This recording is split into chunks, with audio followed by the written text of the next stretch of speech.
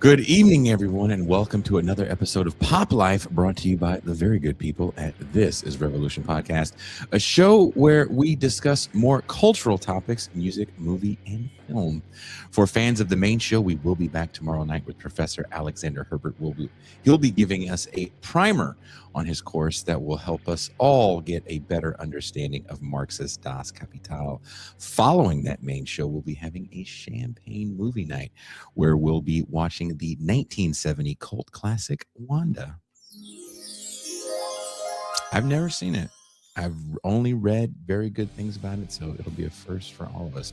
Now, if you'd like to join us for our post show watching of Wanda or any of our raucous champagne rooms and movie nights, then consider becoming a patron or a paid YouTube subscriber. Just $3 a month or a one-time payment of $30 for the year. Make sure TIR can continue to broadcast 50 weeks a year live.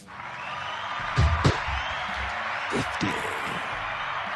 And you get the satisfaction knowing that your small contribution is a major difference in keeping TIR alive and well. Now, let's get into why you guys are here in the first place. Step into the void with Doc COYLE. Oh, just a lot of applauses today. Usually when we have a musician on the show, we're taking a deep dive into their career, discussing their music, their creative process, or the industry in general. But this episode is going to be a little different. We're going to go beyond the usual strictly music focused conversation.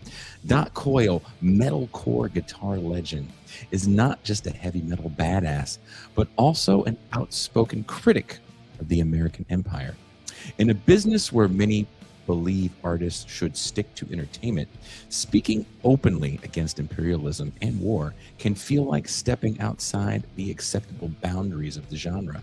Even when metal bands write songs about war, they usually avoid the geopolitical implications and instead focus on the trauma of war and its effects on the human condition.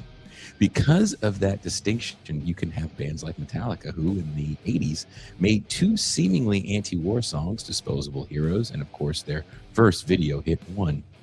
These songs deal with the hopelessness of the grunt, reflecting the legacy of Vietnam and the psychological wreckage left behind for soldiers after the war. Or you get songs that frame the fear of nuclear annihilation during the Cold War as a result of two powerful men making misguided decisions over slight ideological differences.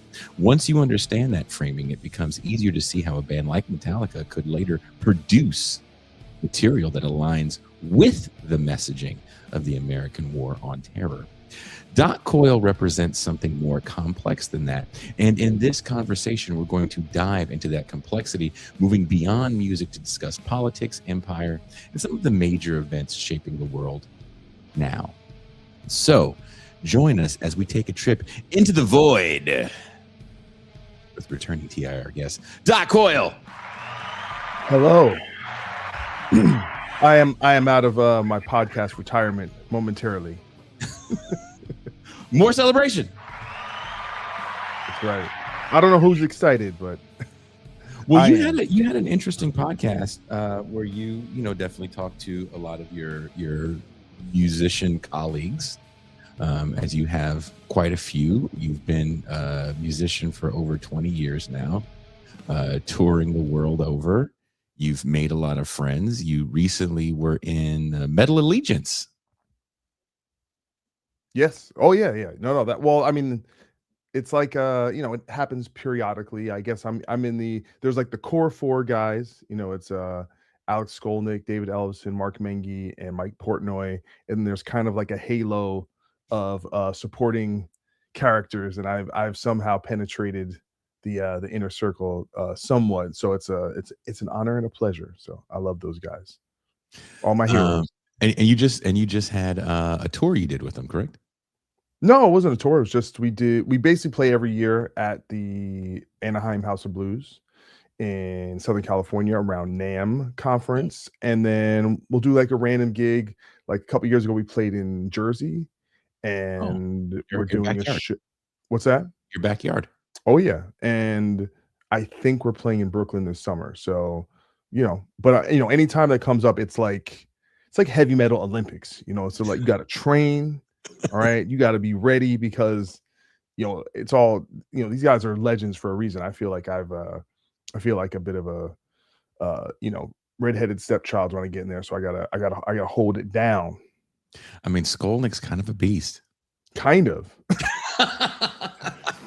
I used to hear Testament Pride where I lived in West Oakland. I don't know if they still rehearse there for big tours, but they would do their big tour rehearsals there. And they had a room there for years that we actually ended up taking over and doing some recording in. So yeah, they're great dudes, all of them. And Alex Skolnick is a phenomenal player, probably one of the best of the thrash bands. Well, he's like the most overqualified musician, probably out of all those major thrash bands because of his just his schooling and his diversity, being schooled in jazz and improvisation and composition, and he's kind of functioning on a different plane than most of us. So I'm Yeah. out here just doing my thing, trying to hold it down. Well, speaking of your thing, there's a great transition line. Speaking of your thing, you are quite active on social media, and not in that way where you're just constantly self-promoting. You have opinions and you let them be known. And I was seeing some of your posts and then some of the responses that you would get from people that I would assume are fans to some degree, or at least know you from music.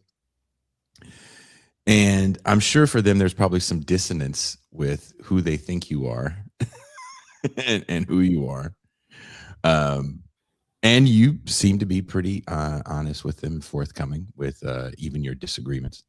So I was like, you know what would be fun? What if we had Doc on for a show where he could be a little more serious and step out of just music conversation and see exactly how uncomfortable we can make him before he tells me to fuck right off. No, this is my comfort zone. So Okay. yeah. Well, let's go. You are in Southern California. Gas prices in certain areas of Los Angeles have skyrocketed to over $8 a gallon. This insane inflated price is a direct result of the current war in Iran. Trump campaigned on bringing or being anti-war despite his assassination of Soleimani during his first term in the White House. Trump 2.0 has bombed Nigeria, kidnapped the president of Venezuela, Nicolas Maduro, killed over 140 people in the Caribbean for the crime of alleged drug trafficking. There's been no proof that any of these targets were transporting drugs. And now, with the war in Iran, one American people did not ask for. I know you have some thoughts on this. Oh, he's taking a sip, so that means he has some thoughts on this. Gotta stay hydrated because gas prices are pretty soon. Then water is going to be expensive, and then we're in a lot of trouble. That's next before they get our desalination plant. Listen, obviously this is the biggest thing happening in the world at the moment, and I am guilty of the Twitter crime of monitoring the situation. Are you caught up? As caught up as I can be. We've been doing a morning show at 6 a.m. Pacific time because one of the guys is in Poland right now doing some work out there. So he actually is a political scientist and did work in the Pentagon. So he has very good analysis on the matter at hand. So I'm somewhat abreast of the situation, you could say. So I'd say my main position is someone as I feel like I'm an observer, right? And so just as much as I try to observe what's actually happening and what the events are and trying our best to get the most accurate version of that, which is constantly moving target. What today might change tomorrow because you get new information, so on and so forth. I am very much fascinated by the culture of political discourse and opinions and like the whole pod sphere and like that, the circle of influencers who have more or less become the main movers and shakers. And we saw this evolution of people that were, formerly Obama Democrats, and then Yeah. turned into Bernie Bros, and then morphed into MAGA people. Mhm. And I think it's fascinating. It's really fascinating because at the heart of it, what I notice is essentially a lot of ignorance, a lot a big detachment of like consistent principles, right? So these are people that, when they did vote for Obama, it was just like hope, change. He's so handsome, he speaks so well, right? Yeah. Yeah. Yeah. His tax plan, they couldn't tell you what his foreign policy was, right? Mhm. Um, and same thing, like Bernie, man, you know, he's for the people. They didn't really know what he stood for. It's just big vibe fest. And so because of that, what you see are these glaring hypocrisies and at every turn. And so I'm just witnessing it. And then when you have an event like Iran, Mhm. which is essentially built upon all these other hypocrisies, right? So you back up a little bit, and it's the Epstein files, right? And that was supposed to be all these people. That was their biggest thing. I'll Mhm. be honest, I don't give a shit about the Epstein files. Really, not that important to me.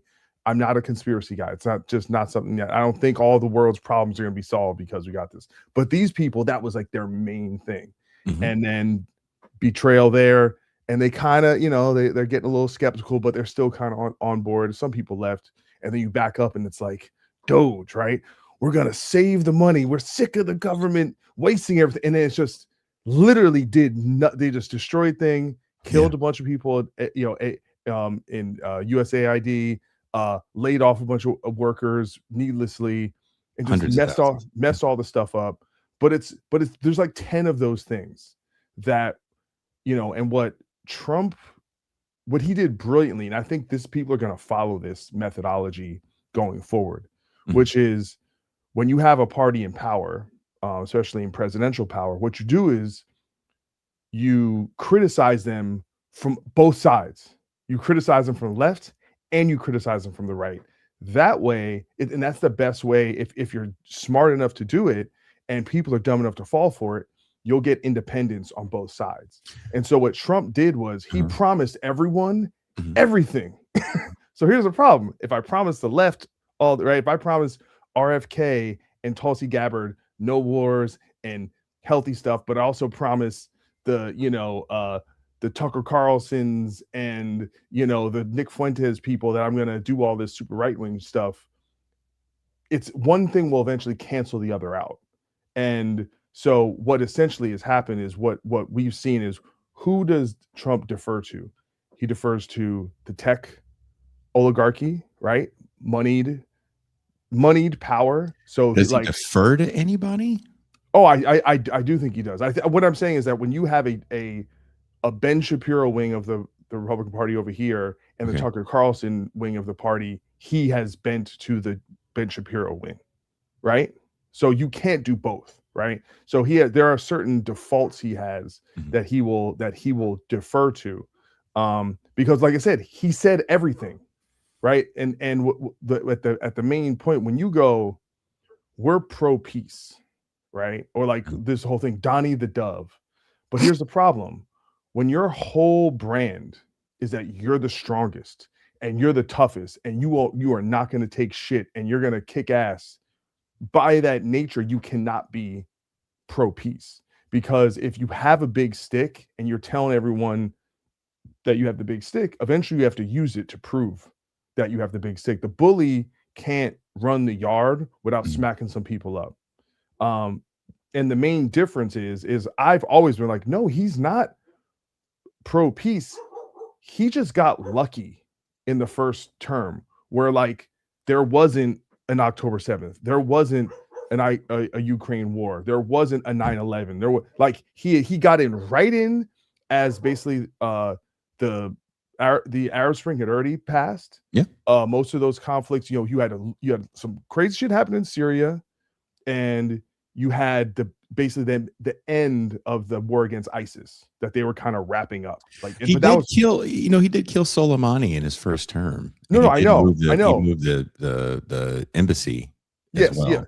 like I said, and these are things that I would consider provocative, right? So these are, and but you have to remember about the first term is I'm saying like you have in exterior forces and interior forces, right? So Mhm. there are certain things, and this is why people I think are really really bad at judging presidential politics is because they it's such a scapegoat form of mentality with the way people understand things that just because something happens when someone is president that Mhm. it's their fault or that they are the benefit, right? Like so, like you had the financial crash in 2007.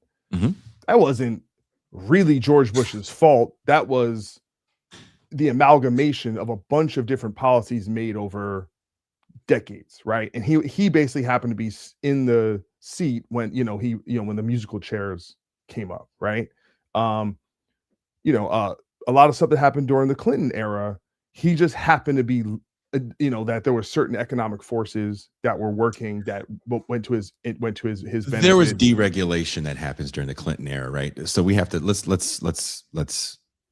I'm just giving an example. I don't want to get So, stuck on the so Clinton but thing. I hold don't on, we want to. gotta get. So when he gets in office in '92, by '94 he's starting to deregulate certain markets, and by '99 the firewall is gone between commercial banks and institutional banks. So that actually happens during Clinton's term. He actually sets that up.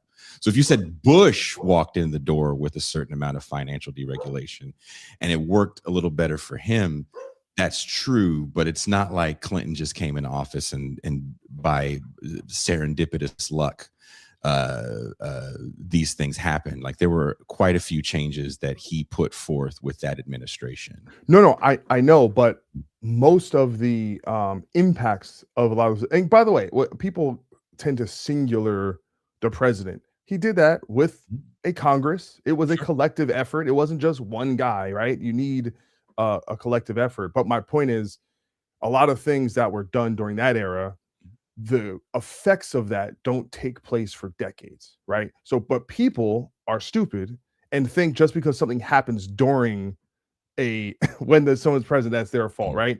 It wasn't Trump's fault there was a pandemic, right? Sure. He happened to be there.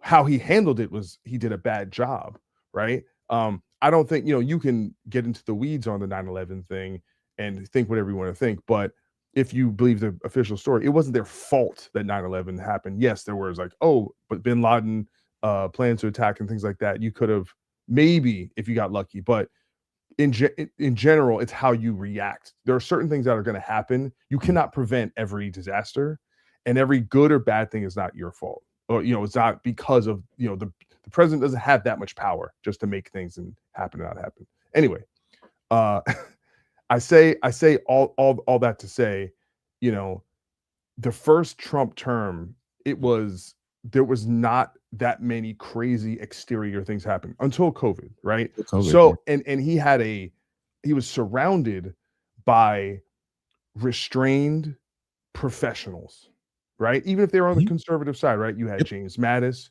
you had John John Kelly, Bolton, well, Elliot Bolton Abrams. came in.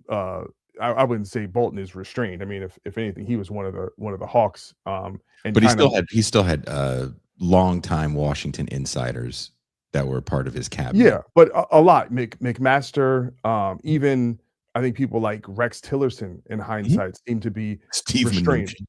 Yeah, but you had but I mean, I'm just talking more in the foreign policy, Mhm. in terms of people who are in the apparatus that can make decisions regarding defense, etc. And so I think a lot of the relative stability during the first Trump term, notwithstanding his like public persona and all that, like in terms of what was actually happening on the ground, was because not that much was happening exteriorly, and he had buffers, people to go to check his worst impulses, right? So now you have a situation where guess what? There's really not that much happening exteriorly outside of the same shit that was happening when Biden was in, right? It's like the Ukraine war still happening, the Gaza thing was still happening, even though I actually think if no matter who was president, they probably would have done the deal that Trump did with the hostages anyway, because there was literally nothing left to bomb. There was like, it was at some point they were like, well, all right, let's kind of wrap this up. But what he's doing now is everything, whether it's Venezuela, whether it's the first Iran bombing of the nuclear facilities, and what's going to happen with Cuba, they are taking the initiative, right? And so I think what we're seeing now is the true nature of what Trump is, which is, I think when he sees a Putin go into Ukraine, he's just like, we gotta end the war. We have to. It wouldn't have happened, Putin. You gotta come home, right?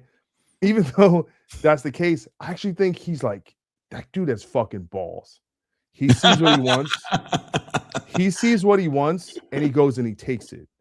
And I think what you're seeing is, kind of like this.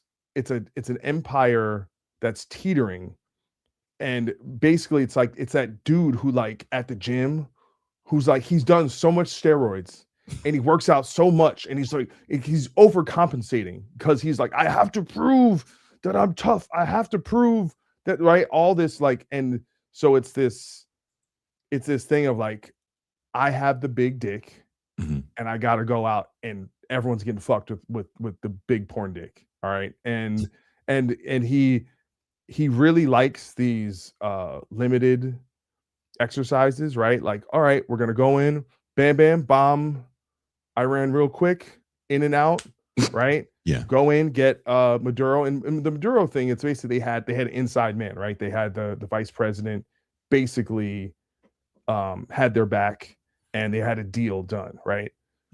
And this, like, and I think the fascinating thing about the Iran thing is essentially you have two pacts in a bipartisan sense that were always about this, right? So you had basically your kind of more Zionist right wing, right? The neocons, the Lindsey Grahams and such, pretty much anyone who's super pro-Israel, because this was like, Israel's been wanting to do this for a long time, right? This is like post, October 7th, it's like, we're doing Gaza, we are doing everything. We are going to shut down these threats forever, and this is our time, and we got this dude has our back, right? And then you have people on, I say center left, just your mainstream Democrats, right? This is stuff like Hillary Democrats. You can't say that Democrats are leftists here. I didn't say leftists. I said, but you can't. They're not anywhere. They're Democrats. That's what I said. Me calling you. It's like me calling you Chinese. No, I didn't say that. I said center left Democrats. So not leftists. They're just centrist Democrats. That's the term. Term. Well, I'm just saying they're. If you say left, then that equates that a Democrat is a leftist, and that's not the same thing. It's just not the same thing. We're just using different terminology. But it's not. There's a terminology for it, and a Democrat isn't a leftist. They've never been. So a Democrat is a Democrat. I'm saying if the line is here, if you're 1 centimeter on this side, you are more left than then the motherfucker you're a who's centrist Democrat. Just call them a centrist Democrat, because when you say left and right, you conflate all those things, and you make everybody that says, I think abortion should be for everybody, you're a leftist. Like, that's not the same thing. That's well, I just think there's a spectrum, and I think and I think person in that position would characterize themselves probably as a liberal or a progressive, but maybe not a leftist. And I think there, it's probably in that order. But anyway, centrists are centrists, right? So yes, I agree that there are centrists that are war hawks. Centrist Democrats. Yes, absolutely. Absolutely. And by the way, I'm I guess the way I would put it is, like, where I sit, like, I'm not a leftist. Okay. I'm definitely more of like an Obama era, like, Democrat. But I consider myself, big on droning. I'm just kidding. I love it. Look, We have to do some drones to do what we got to do. Okay. I'm an Obama. I'm big on droning and not bailing out black people. No, it's so I definitely have there's a big chasm between me and leftists. And in insofar that like I think when it comes to like this foreign policy thing and like what America is and what it kind of represents is what we don't want to do basically ever, as far as I'm concerned, is like the Vietnam, Korea, Iraq 2 type wars where it's like it's bad policy, it's destructive, it doesn't work, it kills Americans, it destroys it's just this feckless, needless idea that we can kind of exert power in a way. To me, I want the system to be as reluctant as possible and truly defensive, right? But I also kind of believe in this idea, like, it's whether you believe that their motives are true or not. But I think about like the first Iraq war was kind of like sold to us as like, kind of like, Russia going to Ukraine. It's like they invaded Kuwait, and like this idea that we can be like that we can rescue people. The babies and like, in the incubators. You remember that testimony, the little girl talking about killing the babies in the Yeah, I mean all this stuff. Again, I was a little kid and I feel like I probably haven't gone back and just to like verify like the propaganda that we were kind of told and what was good or bad or but there seems to be something righteous about it. And we went in, did some stuff, got out, and it seemed like, all right, we went to help people, and I like that idea that it, if you're going to have this big apparatus, that it could be served for things like that, right? And that might be pie in the sky, that might be not realistic, but I do have this, like like 1980s, 90s Independence Day, like, man, America, like like you have this, like the West Wing and shit like that. Are you Will Smith? You're gonna punch all the aliens in the face? No, I'm not, I will not. I will join. I'm gonna be a sellout when the aliens come. I'm like, yo, they in there. Go get them. All right. This is interesting because first and foremost, there is a massive conflation on where people stand politically, and beyond anything, most people they can hold multiple beliefs. Like, I don't believe the average person is a neoliberal because I don't think they know what that means and have really fully dissected what that means. I think most people don't like to see suffering. Most people want safe communities. I mean, there's studies that show this is what most people want, right? And just because you might want a safe community and you don't want your tax dollars to quote unquote go to waste, I don't think that automatically means you're a dogged conservative in the mold of William F. Buckley, right? Just there is a spectrum of just the average person. That being said, I do agree with what you said about Trump kind of saying a little bit of everything to everyone at the same time. But the only way he was able to do that was because of Bernie Sanders, because Trump and Bernie Sanders were both playing a masterful game of kind of fourth wall breaking kayfabe, where they were saying things, they were kind of campaigning on things that we hadn't heard people say. And Sanders, stayed on topic the whole time and gets sold out or not sold out, but kind of destroyed by the Democratic Party. And Trump goes up against Hillary Clinton and it's all bets are off. But Trump and Bernie Sanders are saying similar things, which is it's the elites. Bernie Sanders is saying billionaires. He's straying straight up. If you have $1 billion. Billionaires and billionaires. Right? Yeah, billionaires and billionaires are your problem. Trump is saying it's coastal elites that are your problem. I'm a coastal elite and I know these people and I can be your way in to stop them from the hurting. I agree with that. And it is kind of foolish that this man that has been a massive failure his whole life, in the sense of he's always getting busted for fraud. He's always screwing people over. And these are massively public cases. You're from the East Coast, so I know you grew up hearing this guy's name in the news and in the tabloids, and it was never for great stuff. It was always for effing up. And the fact that you get to go from the reality show set and walk right into the White House really speaks to a certain moment that we're kind of still in, where we just really love personalities, and he's the only personality out there.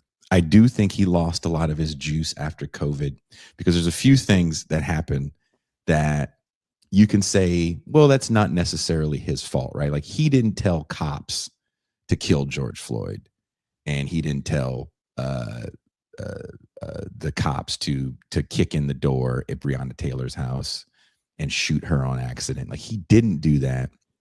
But in 2017, when you have the Charlottesville march, when all these statues are starting to come down, he was vocally against this idea of taking down these racist statues.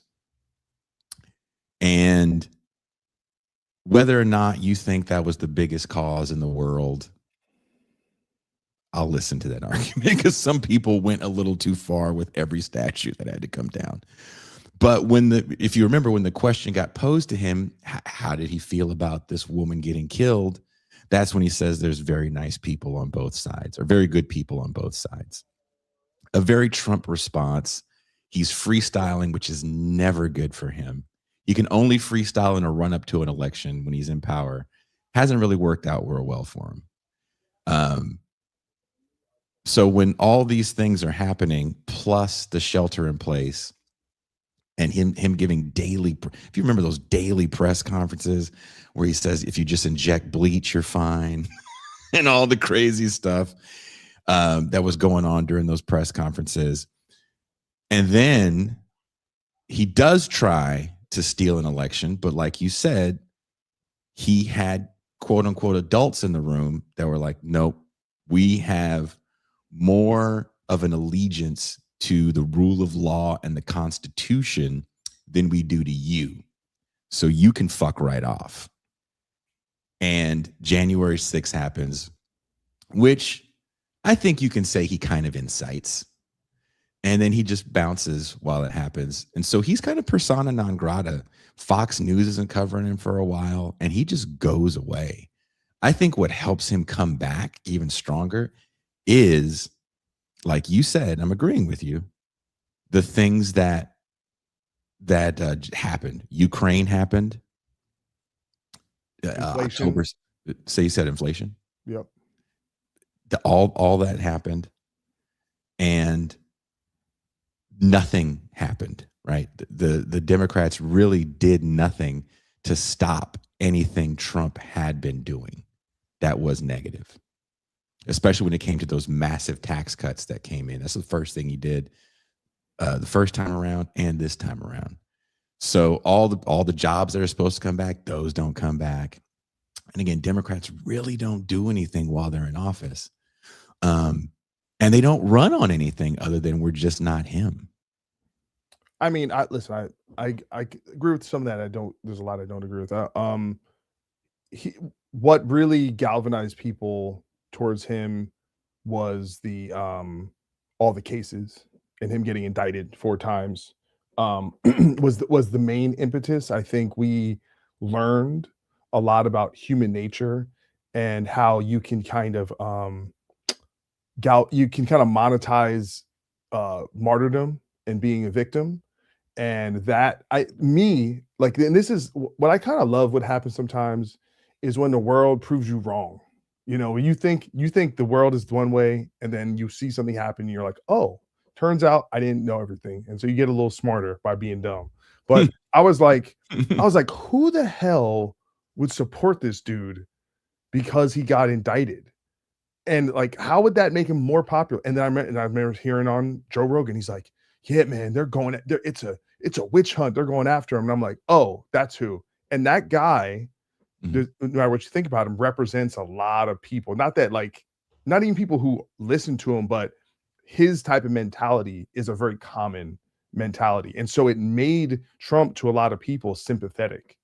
Um, and yeah, and the world changed during that time. I think what you have to remember, it's funny, I did a tweet just about this subject, about Mhm. what happened during that era. And what people have, like, I think in a weird way, the pandemic itself fucked with our like understanding of time. Agreed. So we have this really warped thing where we almost like lived like a decade in like 3 years.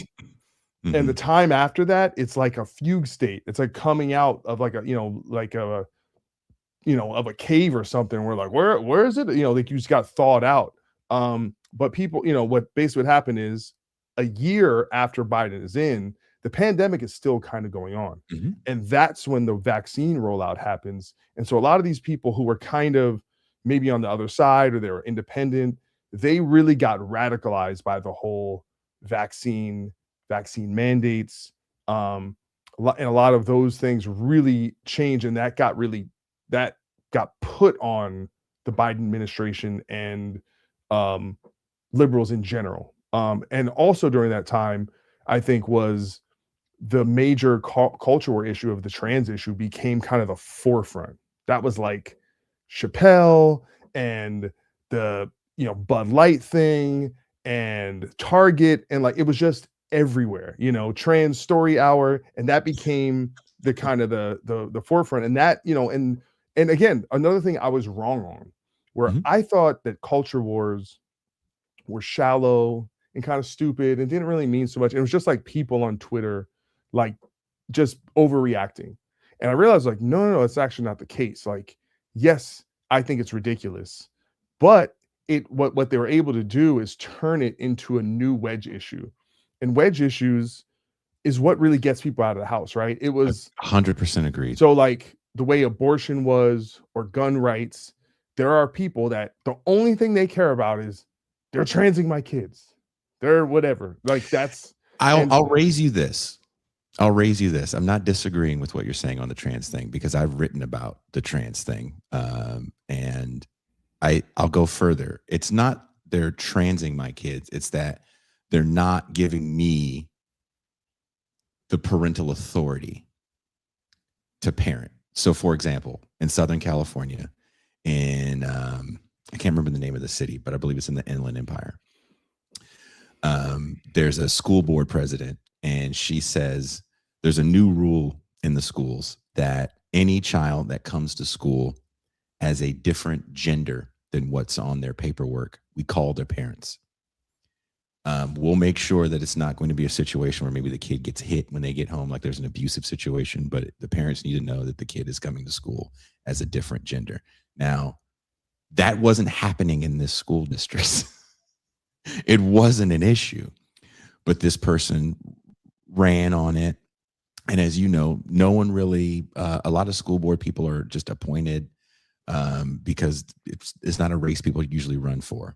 So this became a huge issue to the point where the state of California sued the school district. So there was a lot of back and forth with the school district about protecting trans kids and blah, blah, blah, blah, blah. But the beef really was parents felt like the school was taking away their ability to deal with their own child. sure. And that's how, to me, the trans issue changed from bathrooms to kind of what you're saying. So if you were really reading a lot of the articles that were coming out around the country, it would always be usually about a school board, or they'd find one issue like this California story where it's like, look, the state is so woke that they want your kid to live a lie and you not know about it. And that really pissed a lot of people off that didn't care about this issue to begin with. And again, there were no kids in the school district that got these phone calls, but it became an issue to the point where the school district was spending millions of dollars on lawyers And I don't know if you ever get out to that area of Southern California. It's very hot. They had several classrooms with no AC. They had AP classes with no books, but they were spending money on, protecting the school to, fight the oppressive liberal, or as they said it, communist state apparatus, which that's not how that works. But that was a hell of a wedge issue. And I agree with you wholeheartedly that there's these issues that get these 15 to 25 million people out to vote. And that's what really sways elections. If it was COVID in 2020 that got you out to vote, was it trans rights and the overstepping of democratic norms that got you out to vote in 2024? But it is these crazy wedge issues that become culture war issues. Because if you think about it today in 2026, just 2 years later, it's not an issue anymore. You know what else isn't an issue anymore? BLM. Not an issue. Gaza just took that and said, your movement is over. Have a nice day. You and Black Girl Magic. Have a good night.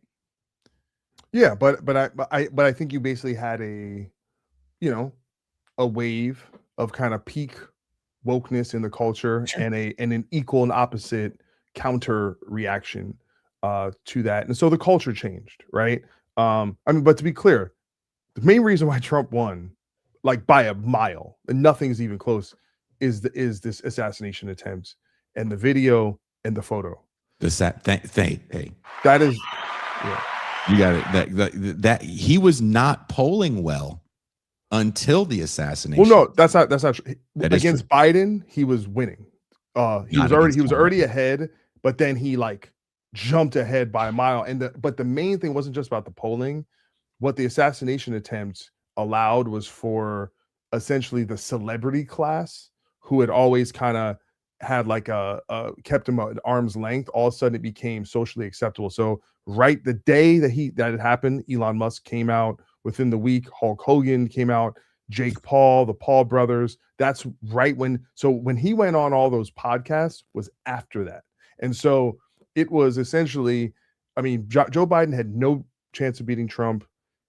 And Kamala, if that wouldn't have happened, I think she would have had a real fighter's chance. But once that happened, I think unless they had like an actual primary and where you could actually have the best person run, there was no chance, I think, at that point, because she just wasn't talented enough. We forget politician. I agree. We also forget that she had less than a year. And she was breaking records for funding, and Trump gets assassinated, or assassination attempt happens. She recycled the "I'm with her," and people were losing their minds. And they thought they had the perfect to fight Trump's rhetorical ridiculousness. And then those two assassination attempts happened. There's one that we don't see, and then there's the one where he has the second person never got within 1,000 yards of him. So, but that one where he had the picture, it was just like, oh, you couldn't have wrote that in a book. Yeah, it was meant to be. And so, listen, so to kind of tie that to what I'm saying about what's going on now, we are seeing the unrestrained version of that. And what I think is basically going on is they saw that all of the proxies for Iran are weak or destroyed. They saw that, all right, we got their nuclear program, or at least we diminished it. Then they saw all the protests, and they're like, all right, now they're weak. Now's the time. We have this one moment. And yeah, and Bibi's like, yo, we're going. And if you ain't going, we're going. And he never wants to look like the punk. So he's like, all right, you going, and so they saw it. And I think he's hyped, he's gassed up because of what just happened in Venezuela. And he thinks he's invincible, and he thinks he's got the big dick. And so they're going. And me, like, I think, like, it's this weird thing, right? Like I said, I have this dichotomy where, like, in a perfect world, you love like, yeah, they have this horrible regime. They just killed how many tens of thousands of Iranians in the streets, which is like, you know, a fucking tragic. I mean, it's crazy. Like the fact that a government can kill tens of thousands of protesters. We don't even know the full number, right? And so it's obviously an evil regime, but is it the number that makes it evil, or is it killing a protester that makes it evil? I mean, it's I think scale matters. You know, I think, you know, I just think it does. You know, like more is worse. Even though in a weird way, though, the way people empathize with tragedy is through the singular, right? So actually, one person being killed and knowing their name and seeing that we have a tendency to react more and connect with a tragedy when it's one person or two people, as opposed to like, that's that whole like, you know, kill one person, you're a murderer, kill a million, you're a conqueror, kill them all, you're God. Like the bigger it gets, the more detached we are from it. But anyway, I just say, I'm just using it as an example of, this is a terrible regime that obviously, if you know, you have a repressed culture, and it would be great if we could like help them out. But here's the thing, that's not why they're doing this. They're not doing this to help anyone. Mm-hmm. They're doing it to exert this power and feel like they can finally like squash this bug that's been pecking at them for X amount of years. And like I said, as being the observer, I'm more interested in like, are they like tactically actually competent, right? Because they're saying it's not going to be like the forever wars. We're not going to be like Iraq and all this. But you go, okay, let's see that. Are you not? You know, are like, sometimes I'm like, I think there's something fascinating about an unwaveringly confident person in the way they're like this. Because part of you is like, maybe they're right. Like when Kanye's like, I am a genius, you're like, maybe he is. You know what I'm saying? Like, you know, he said the war's won. He actually came out and exactly said the war's won. We butt fucked them on day one. All right. But they're in a weird situation where they again, they did not think this shit through, right? And they didn't think about the economic impacts and like, you think things you would think like, all right, I get you guys are like, and I think like Hexeth is the ultimate version of this, of just like the overcompensating. I'm gonna bring masculine, like I've never seen someone who is so performatively masculine in the way that they talk, and like just trying so hard to be the fucking quarterback of the football team, like like and I'm like, dude, you need some nerds around. All right, you need some nerds. You need that dude's like, well, actually, what the problem is is this is gonna happen, and like, or you could listen to your generals that said don't do it. Yeah, well, I mean, but I'd say, but what I'm saying is, you do need the people who are like, the problem with listening just to the generals is they will only really tell you what's going to happen militarily, but all the knock-on effects, right, are these like this, you know, it's the domino effect, right, where essentially once it happens, right, the spray and like the butterfly effect is going to manifest in all these ways that we can't predict, right? Like, so this happens. So like the next 9/11 that happens in America might be because someone was, you know, radicalized because of their whole family. Like, dude, the new Soleimani, his mother, father, son, and wife were killed in the attacks. You think this motherfucker is gonna just walk that off? Well, I mean, I don't know if you saw this right before we came on. I saw this right before we got on. Trump told these tankers the Strait of Hormuz is fine, and Iran bombed a tanker. Is that the one I saw? It just happened. A few hours before we got on. Yeah, he's like, have some balls. Yeah, it's between his kind of.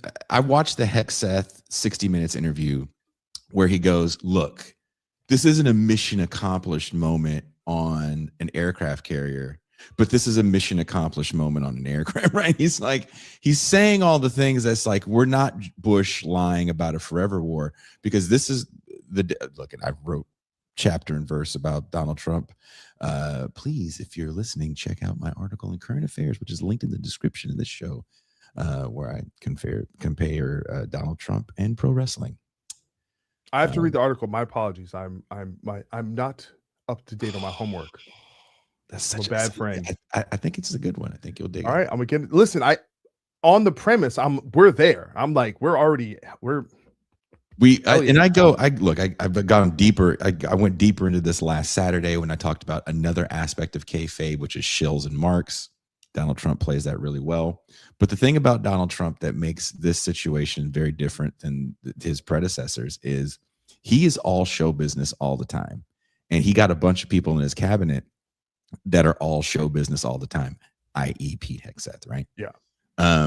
And to some degree, Tulsi Gabbard, right? Oh, no, not to some degree. Absolutely. Like I said, all the controversial picks are a collection of their influencers first. Yeah. And whether it's Kash Patel, whether it's RFK, these motherfuckers need to be in the limelight. And first and foremost, and he'll walk away. So he'll walk away from a situation like this and be like, we can just take our ball and go home, and not give a shit and say we won because we won, right? He'll just, we won because we won. What does winning look like? It looks like winning. Like, I don't know if you saw the way he. I'm sorry. Go ahead. I'm sorry. No. I listen. I think they're in a really tough position right now because you have all this pressure, right? Even like Tucker Carlson has talked about how several times he's like gone to the White House to be like, Mr. President, just say you won and just get out, right? But the problem is you have everyone saying different things, right? You have Rubio over here going, no, we're gonna destroy all these missile capabilities, right? You have Trump saying, no, it's total surrender, right? You have Hegseth saying all this other stuff. But the problem is, right, if they do that, if they go, all right, they bomb a bunch of shit, right? And then you have a couple problems. One, just because they stop doesn't mean Iran's going to stop. Thank you. And, or I mean, well, Iran, but I mean, Israel's going to stop, right? And now apparently their munitions, Israel is running low. So all these, they're like saying like, oh yeah, it's real easy for the Iron Dome to stop these little piddly ass Gaza, bombs. The bombs that Iran has is going to start doing real damage, right, in Tel Aviv. And so that is a big concern. But also, like, if you keep like this new regime, you're literally just going to be doing this again in a year when they rebuild all their shit up. If the whole idea is, well, we just wanted to destroy your missile depots and your nuclear program, all the shit you say you destroyed, apparently they just rebuild the shit in a few months. So they're really stuck in a spot. And I think, I'm genuinely worried. Like I said, I'm monitoring the situation, but it's this thing of like, I tend to look at this administration, the first one and the second one, as like they're incompetent, and so I expect them to just step on the rake. But at the same time, I'm also like, you don't want to like sit there and kind of just be so, partisan that you're not like, that you just like, Agreed. I don't want America to like suffer, but at the same time, when we behave this way, like a fucking murderous bully, you kind of want, you want like it to not go well, so they stop doing it. You know what I'm saying? Does that make sense? Like, it's not you want them to stop. Yeah, but the problem with this administration is, Trump, because he's such a media figure, he wants to be the first to do something. Yeah. Even if it's not the first to do something, it doesn't matter as long as he can say it. And I got peace in Gaza. It's like, you didn't, but it doesn't matter. You said it, and the media doesn't cover it anymore, and people are still dying. at a pretty rapid clip. Maybe not as bad as it was a year ago, but it's still Like I bombs said, are there's still, nothing left to bomb. but they're still dropping them. That's what's so Yeah. fucking crazy. And then you have this situation in Iran where it's like, what are you getting yourself into?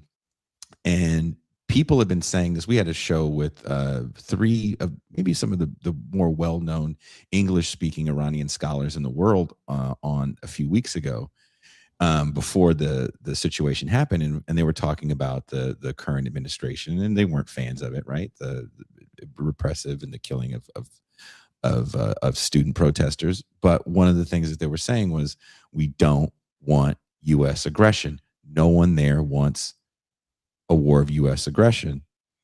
And this isn't Iraq.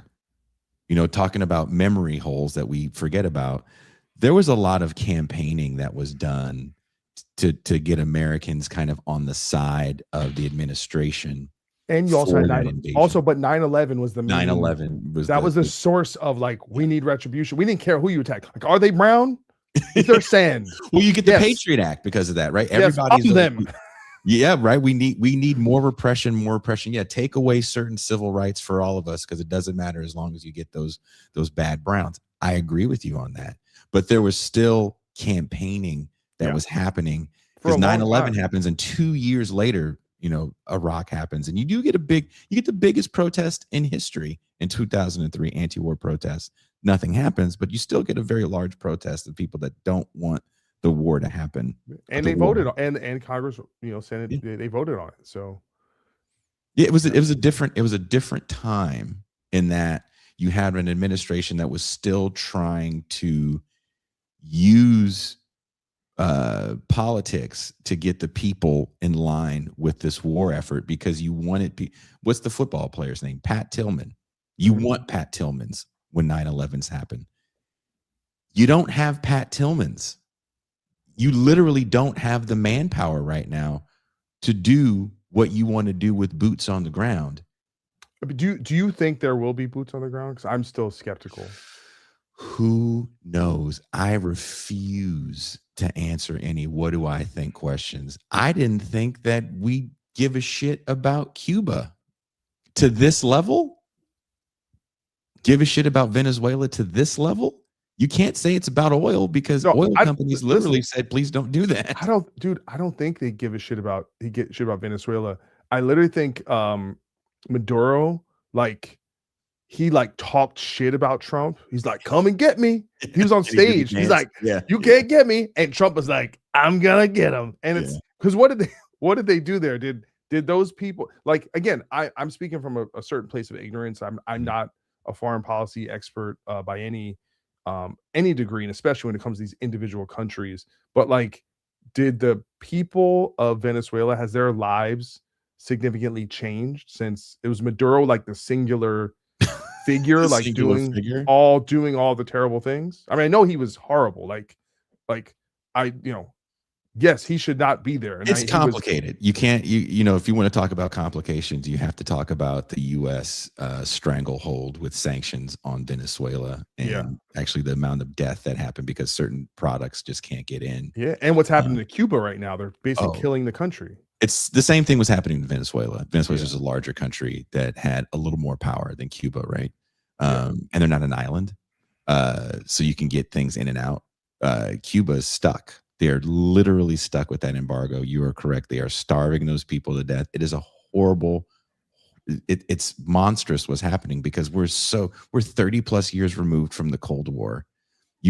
There's a small diaspora of people in a small part of Florida that might give a shit about that whole thing. But that's Rubio's pet project. And I think the way Trump kind of operates is there are certain people within his cabinet or in his sphere, he kind of lets them go do their thing. He's like, oh, go do your little project, go have fun.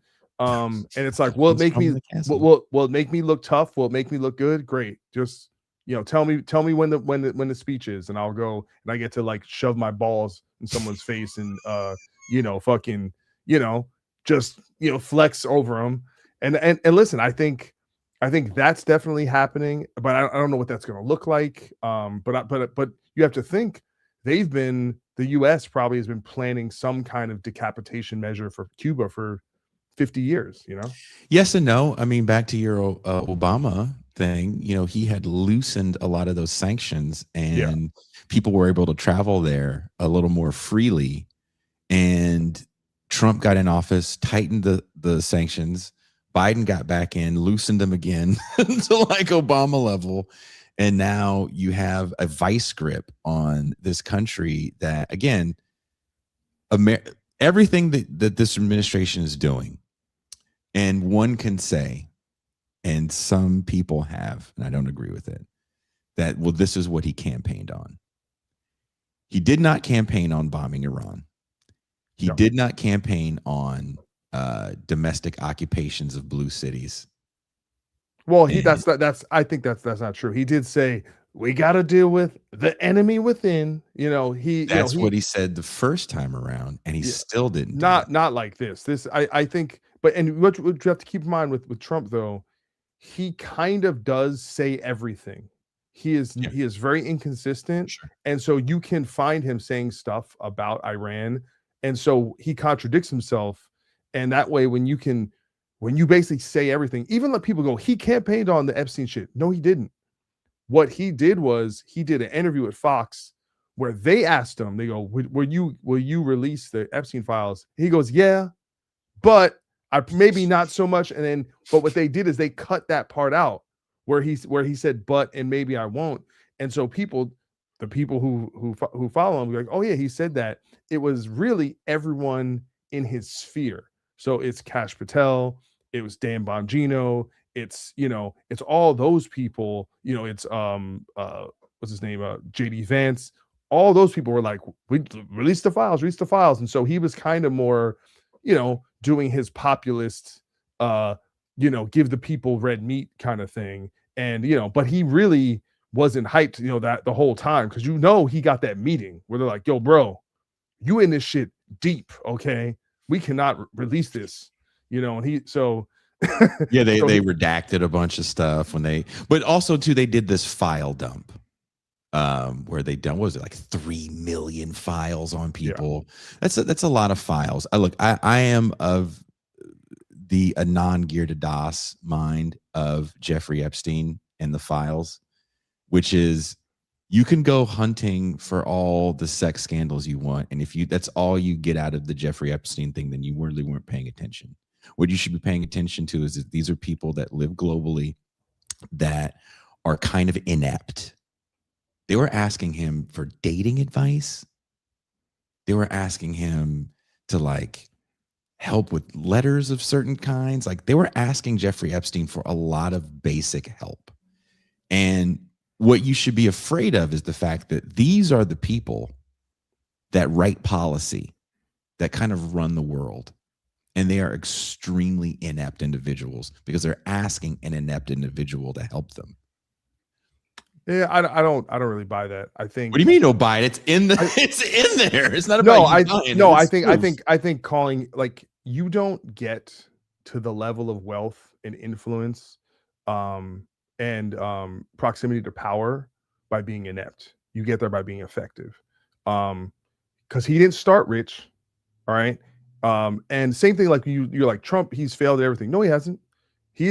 Donald Trump is the most influential figure of my adult life, has had more an impact on the world that I live in than any other figure. You're putting a lot of power in the word influence and not in the fact that he got that influence, not because he earned it per se, but because he was born literally rich.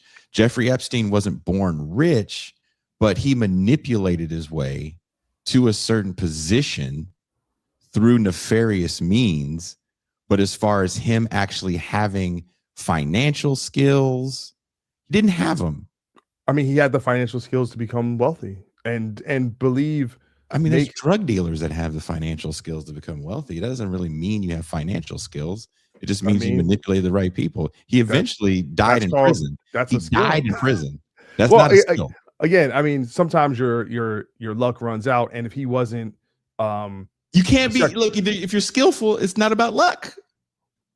Well, all I'm saying is, I think to kind of put people in this, I think there's this idea that like people exist on one spectrum of kind of efficacy, and the truth is there's many types of talents and many types of intelligences.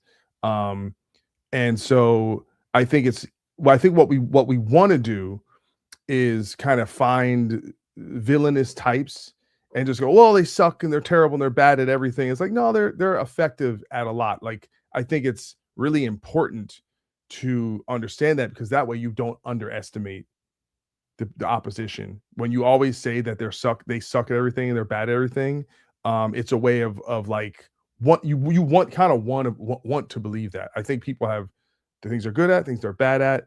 You know, like what I'm saying is Donald Trump, the things he's done, all right, like, yeah, if at some point it ain't gonna work out for him, but he's gonna be 85 or whatever, and he'll have gotten away with it.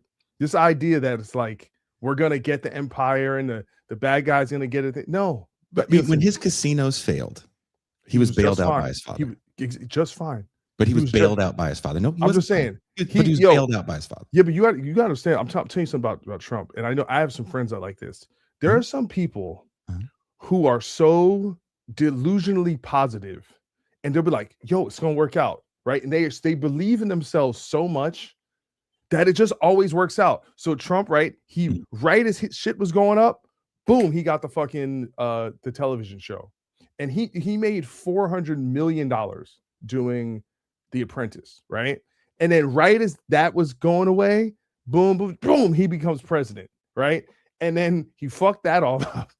And then he's failed up in a way that most people don't fail up. Yes, okay, but some of it's failing up, and some what I'm saying is, if you have all the quote unquote smart people and all the academics and all the experts, and they're always wrong, and then he beats you, like he didn't do it once, he did it twice, all right?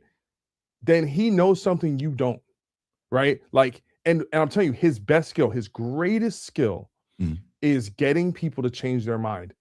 Every single influential person that is in his cabinet at some point hated him, didn't like him.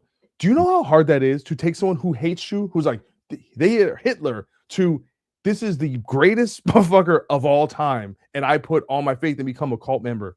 That is a tremendous skill, and I don't know if I know any other person. This is where I'll push back on that. This is where I'll push back on that. Donald Trump is kind of a reviled figure in the first term to people like J.D. Vance, right? And to some degree, even Tulsi Gabbard.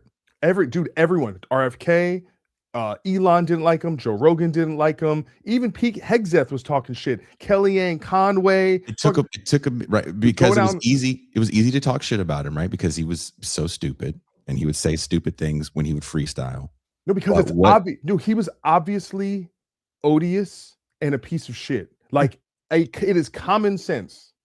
But the people that you're naming are opportunists, PMC types, right? Professional managerial class types that are opportunists. So it didn't matter who was in that position. Those people talking crap about Trump and not talking crap about him later kind of says more about them than it does about Trump's ability to sway, because nothing he said has changed. It's just that you got an opportunity to get on the ship that was sailing opposed to getting on the ship that was sinking. Joe Biden and the Democratic Party is as anemic as Joe Biden's dementia-laden years in the White House. And I can't sit here and say that Trump did that through politicking and speeches that people go, you know, he's onto something. It was just positioning yourself for a better seat on the Titanic.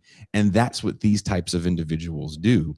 That's the kind of stuff that you see, again, if you read all 3 million files in the Epstein files, because again, they're all not about trafficking young people.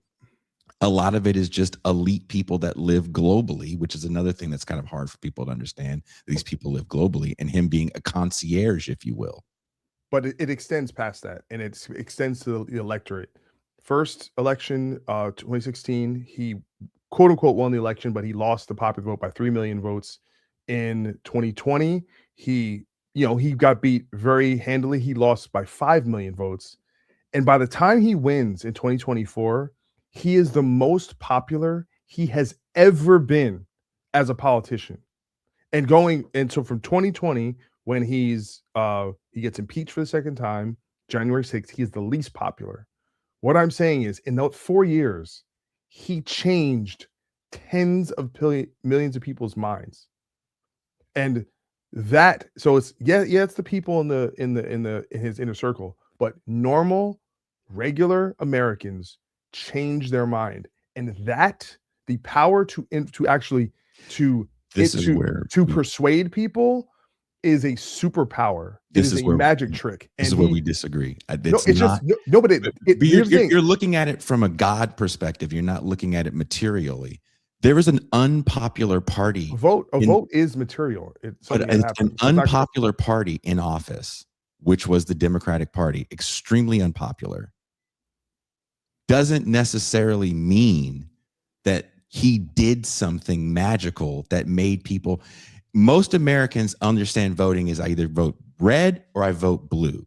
That's it. We don't get third parties anymore after 92, after Ross Perot. So you don't even know that there's third parties running. Most people don't know. So, and they're not allowed on the debate stage anymore. So all you know is I'm either going to not vote at all, which a lot of people did abstain from voting, or I'm going to vote against what I hate, right? Same reason why some people voted for Obama. It's the same reason why people voted for Trump twice. Same reason why people voted for Biden. Were they really voting for Joe Biden, or were they voting against Donald Trump? So Joe Biden, you can say everything you're saying about Donald Trump. Why don't you say it about Joe Biden? Because it sounds ridiculous. Because Joe Biden didn't run twice. He ran once. He ran once, but you can say that him running, he took votes that Donald Trump got. You could say that. Yeah, of course. But also, it doesn't make sense because people just didn't want Trump in office.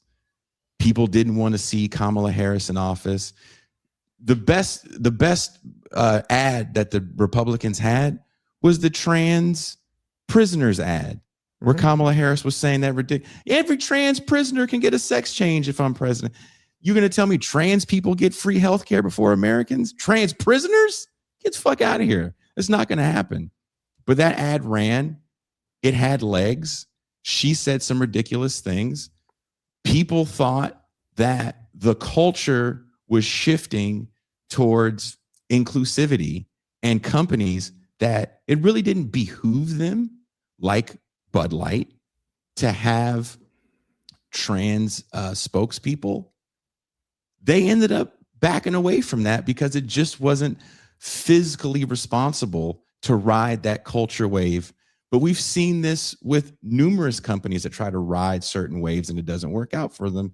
We're just seeing it culturally now, and we're just more plugged in that we point to these things all the time and like, well, that's what it's like. Look, it was a very unpopular presidency up until 2024, and that's what helped get him in.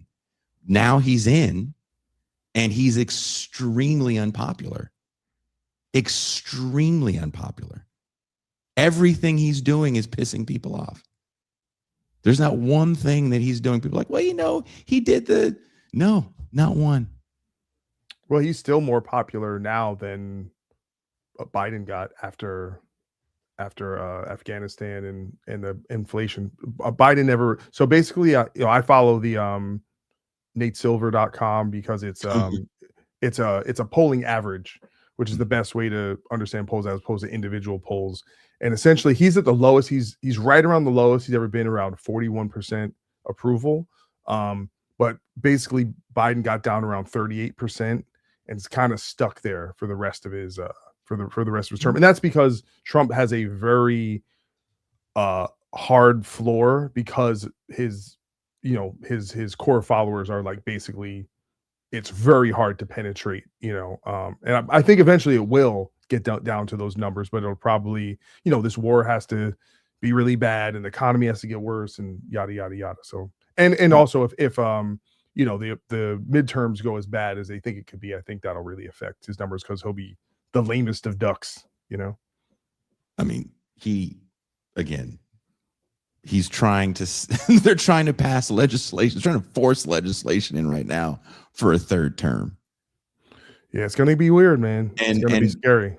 And you're going to start the thing about these sycophantic people that work for him that, you know, are a little different than the establishment people from before. Some of those establishment people quit.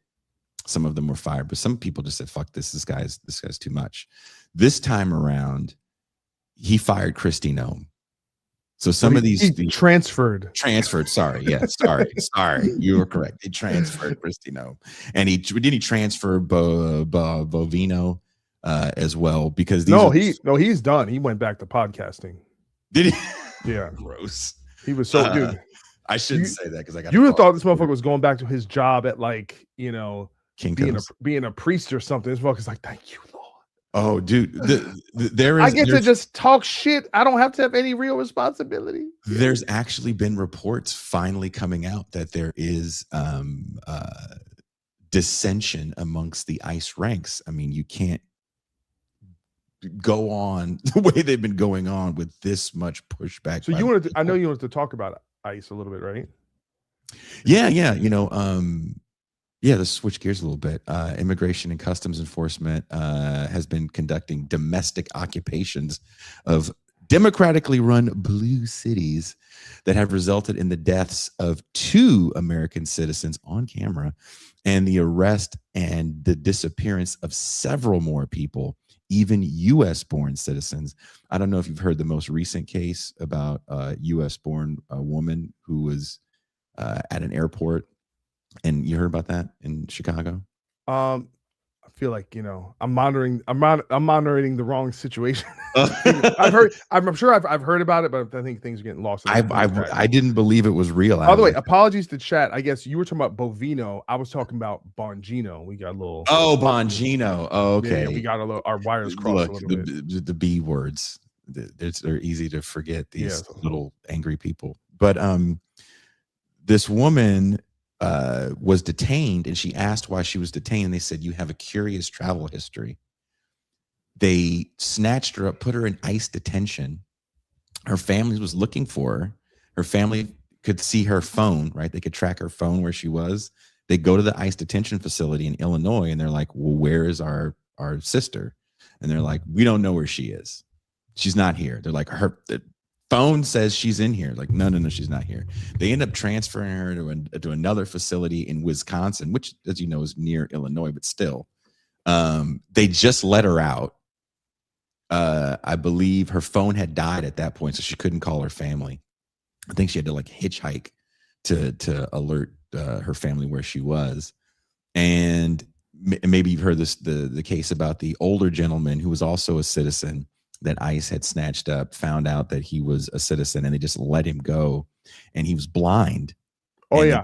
I heard about this. And he died. He died, dude. That shit's crazy. So this has been an extreme misstep for this administration, especially when it comes to Minneapolis. I don't know if you've been seeing ICE stuff where you are in Southern California. I know they're kind of spread out. I hear about it because I live in Long Beach, and I know there's been some federal actions here, but I haven't physically witnessed it. But listen, I think the whole immigration thing, here's what you have to remember about this. Mm-hmm. It is the linchpin issue for Trumpism, for MAGA. It's the one thing he has to deliver on as to you know, in whatever way that manifests, that they feel like it's being done, that I think you have a good portion of them that he can betray them on everything else: foreign policy, Epstein, inflation, you know, oil prices, whatever. But that's the one thing. Just get rid of the people I don't like. And it's this weird thing where they want the thing, right? But in order to accomplish the thing, you have to basically engage in this form of like visceral destruction and confrontation. There's no like I'm not saying I think there's definitely more humane ways to go about this, but as they say, the cruelty is the point, right? Like, and what they're starting to see is, especially like in the because like, dude, they are, because they're all about the image and the spotlight and media. This is one area where the brosphere, the Rogan sphere is pushing back, right? Rogan is pushing back, Theo Von is pushing back, what's the other one? Andrew Schultz too. Yeah. And also the I forget the bigger dude, I forget his name. Tim Dillon, right? All of them have pushed back, and I really think the killings of the murders, excuse me, of Renee Good and Preddy, I think that was a tipping point. I think it was, again, like I said, it's when you kill one person and we know their name and you got 10 angles and we can all use our our eyes and ears and our basic, functions to understand a situation. I think they know that if something like that happens again, at any kind of scale, it's going to like get worse and worse and worse. So it's this thing where they want this thing, but in order to do the thing, you have to rip up communities. And what learned, what are these communities going to do? They're going to fight back. They're not going to sit there and let you take the abuela. They could, it's like, yo, you ain't gonna, like, and so it's this weird thing where I call it chart go up, chart go down. Okay. Where like people will talk about something that's happening and they're like, this is great, but it doesn't affect their life at all. They're just like, chart go up. But look at the chart, right? So I got like, dudes I know on Twitter who like, look, they stopped the border crossings. I'm gonna go, okay, cool. How has that affected your life? I live in California, all right, Southern California, all right. One thing I noticed when I moved to the West Coast, I'm like, oh, this is Mexico, all right. Like, this is it is Latin culture is at every piece of California, and I'd say even the West Coast in general. Even when you go to like Denver or something, you just see it. Whether you're in Phoenix, whether you're in New Mexico, whether you're in Texas, like Latin culture is like the bedrock of like what is going on. But like, you're telling me you've broken all these records of numbers of people. It's like, but I haven't like noticed any difference. So like, you tell me if you're some dude who like lives in Oklahoma or some shit and chart go down and you're like, man, my life has gotten better. But then we see the job numbers. What's happening? Yeah. All the like, it's we've lost jobs, net jobs, or maybe we've gained jobs, but like it's so much it's not keeping up. Like the unemployment has gone up in the year, right? Manufacturing jobs have gone down. Now with what they're doing with with the tariff. By the way, I said all shit and didn't even mention the tariffs, right? All the devastation that the tariffs have done and to kind of stagnate the economy. And now with this war, you go, okay, well, chart go down, all right? The people you don't like are suffering, and that makes you happy. But did your life get any better? And so I think it's this thing where we're a year and some change in, and you've heard this now that the new thing they're putting out there, the talking points is don't mention mass migration because they're worried about the midterms and how and the image on this program is like losing steam. And I think it's like I think Trump is a little bit like a sick dog who's like, and the further he gets kind of cornered in, he's going to lash out. So I think it's really going to be interesting these next few months, because I think the midterms this period of time is the last time he kind of has total control over everything. He's got all his sycophants in, and I think he's going to get, especially if the war continues and gets worse and worse, I think he's going to behave more recklessly. I think he's going to become more erratic. Like we saw this at the end of the term in 2020, where like the how crazy COVID was and how bad they bungled it. It's almost like it piled up, and his decision making got worse, his instincts got worse, and just got worse and worse and worse and worse. And dude, between I don't think he's gonna make it 4 years. Like I don't. I think I don't know. I you just know. don't know. God, look, I would love if the whole TIR Politburo, as we call ourselves, the Central Committee, we jokingly call ourselves on this channel.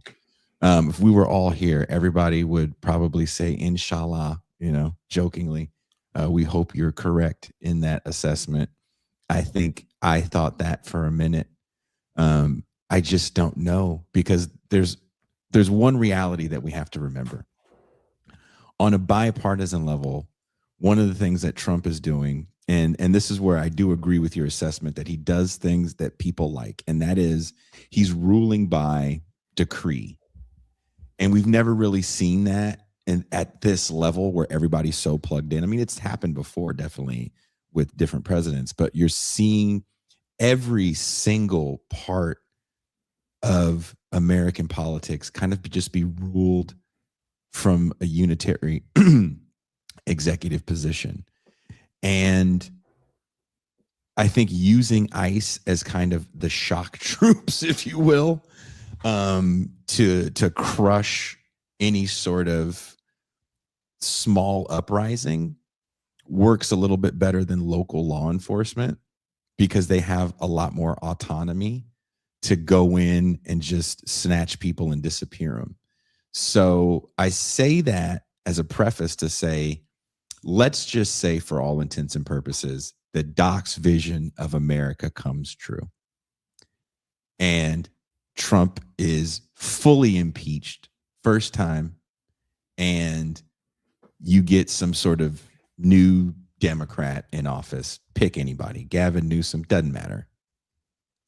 They now have a tool that they didn't have before to quell any sort of opposition, be it far right opposition, be it some sort of leftist insurgency.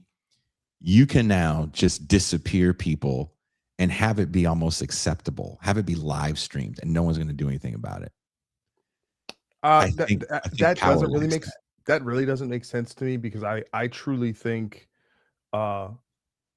if it does turn out in 2028 that a Democrat does win, I think you will see it'll be because people want something very different than Trump. And so I think you will see a very counter reaction to that. And I think the style of governance is going to be the exact opposite. And what I hope happens, and it's hard to say because, like, maybe they get rid of the filibuster. We'll see.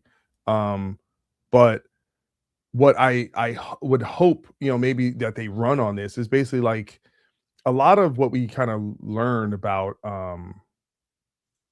the powers of presidential power is that it wasn't even a law. It was just like, it was just like decorum. People just didn't do these things. And I think, I would be okay if there was someone who ran on limiting some of these power and putting some of this stuff in writing, like, I think they should just get rid of pardons. Like, I think it's too much power. It's too much of a, what he's doing with the basically, people buying pardons and the January 6th thing. Forgetting debt. Like there's millions of dollars that he's forgiving of debt that criminals owe. To your point about pardons. Yeah. Well, and one other thing you have to keep in mind too, like, in many ways, something that gives me hope, or like when you kind of look in the future, is that because Trump is such a failure as a legislative president, he does everything by executive order, which means 90% of the shit he has done can be reversed on the first day that someone else is in. And so, and again, putting Humpty Dumpty back together is not going to be easy. But in many ways, I'm not even thinking that far ahead, because I really think this next year, it's like, listen, we're living through history. We don't gotta we don't got to start postulating too much about the future, because I think it's going to be a different world in 3 years. You know, it's going to be, you know, it might be the damn singularity and fucking, you know, robot wars. And by the way, this is actually, I do have a prediction. I think with Trump, we're gonna, because he is because, you know, God hates us and and wants us all to suffer. I think Trump is gonna get the AI revolution and aliens at the same time. And this is like 2027. Don't put that into the universe as But I'm telling you, but like, just how he was uniquely unfit to be able to deal with a situation like COVID, it's like all the most impactful things that could affect humanity for forever, I feel like are going to happen. And you know, basically that 2027, 2028 time is when they're saying, you know, that AI is going to hit that point of artificial general intelligence, which is going to, you know, disrupt the job market. It's already disrupted. But I mean, but in a way, like we're talking 20-30% unemployment. We're talking about the entire basically white collar sector wiped out. You know, and this idea of artificial intelligence alignment, which is, you know, basically the Terminator scenario. And you see how irresponsible this administration is, as what happened with this Anthropic situation, where they're not interested in guardrails. And you also have, again, you have people like, listen, I'm not one of these guys who's like, I want revenge and I want to go, you know, I'm not that guy, but Pete Hegseth needs to go to prison. This guy is a deliberate war criminal, and he's a sadist, and he revels in violence. And people like that cannot be trusted with the level of power under, you know, that these tools, I think, are going to unleash. So it's yeah, I just think it's going to be, I just think this year in particular, because we're in historical times, and the way I think in which we view things, like you think about an Iraq, you know, first Iraq war, or you think about 9/11, and then imagine what it would have been like if we had the social media apparatus we have now, and how much that would have infected our day-to-day lives in a way that would have been like, it's harder to operate unless you just like literally just don't have social media. We had a different thing, right? We had television. So and it was 24 hours. We get the ticker after 9/11, that bottom ticker on the screen, right? That comes to be after 9/11. The threat level, the color. We get the threat levels. Yeah, you get the threat level color scheme. Just something to throw out there to put out there for the listening audience. We had 12 years of Republicans in my early life, 8 years of Reagan, followed by 4 years of Bush Sr. And then you get Bill Clinton, who's our first baby boomer president, who's supposed to be the first hope and change. The great writer Toni Morrison calls Bill Clinton the first black president. He has a certain level of cultural acceptance that we haven't seen in a president probably since Kennedy. But he is an extension of everything Reagan didn't get done in his 8 years in office and his many years as governor. He's able to reform welfare and kick tens of millions of people off. He's able to deregulate financial markets, or that administration is deregulate financial markets. The administration is able to kind of destroy public housing, literally level public housing, and never build it again. When I say that there's things this administration is doing that the quote unquote opposition party has no problem with, it's because when the opposition party gets in power, they tend to extend a lot of the more harmful policies that the bad guy did initially.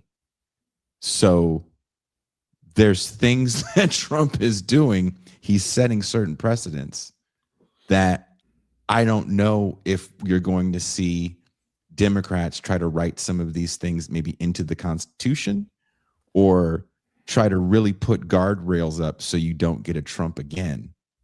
I don't know that. And I don't feel comfortable that there's anyone in that party with enough sway to really move the party to say we need to put up guardrails so we don't get something with an ideology. Because Trump doesn't really have an ideology. He's not Stephen Miller. He has Stephen Miller working for him, but he gives no fucks what Stephen Miller really thinks. He just knows Stephen Miller's effective, right? You probably want to put up a firewall so you don't get someone worse than that guy. And I just don't see a Democratic Party even attempting to think that way. Well, I mean, it's funny. I'm seeing the chat and they're like, oh, sorry. They're like, they're kind of, I think I'm not lefty enough. So I'm like the enemy a little bit. So, I still love you guys though. You know what I'm saying? But so I'm a bit more of a pragmatist when it comes to electoral politics. Mm-hmm. And one thing the Obama era taught me, because that was like the only politician I'd ever been,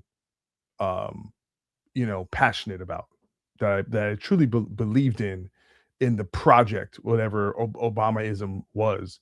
And what that era taught me, especially of what it was that no one's coming to save you. There's no saviors.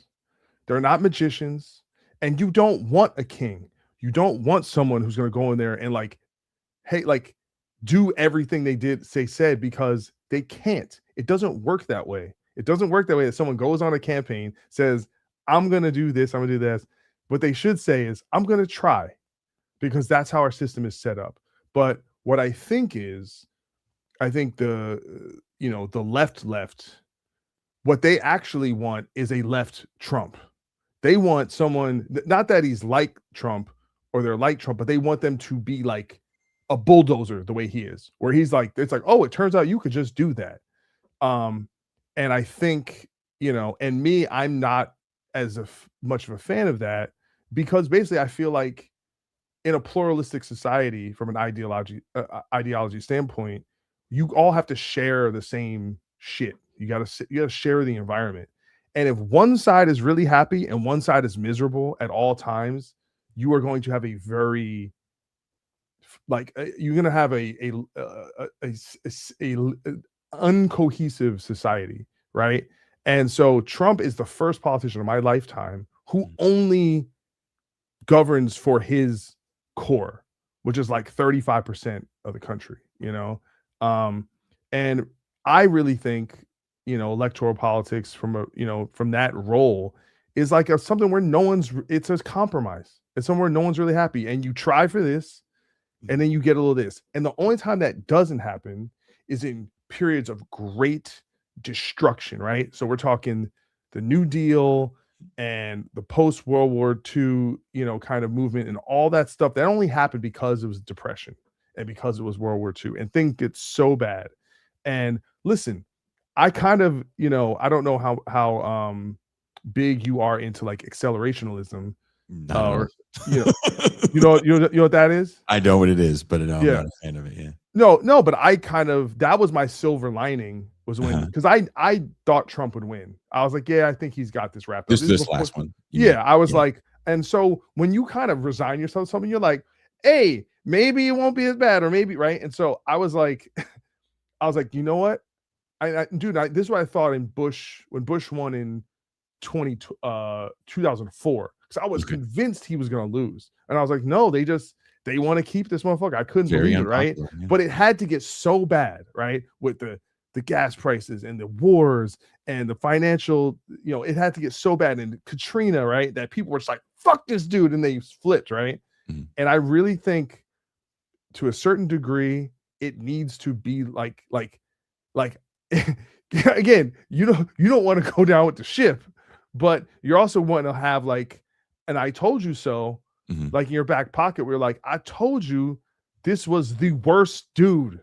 And so if and again, dude, that first term, he was kind of getting through it kind of pretty unscathed until COVID, and then it all went wrapped up. Now he was fucking everything up on day one. He came in just like a fucking bull in a china shop, right? Yeah. And you're like, yo, you dude, even me, I was like, I couldn't believe it. I was like, I didn't think it was gonna be this bad, and it just keeps going. So I think things like you have to kind of like the electorate has to fuck up and they have to feel it so that they change their habits. And sometimes, and again, hopefully we all don't go down with the shit. But I also think, like, in a certain way, like I look at what happened with Roe v. Wade, right?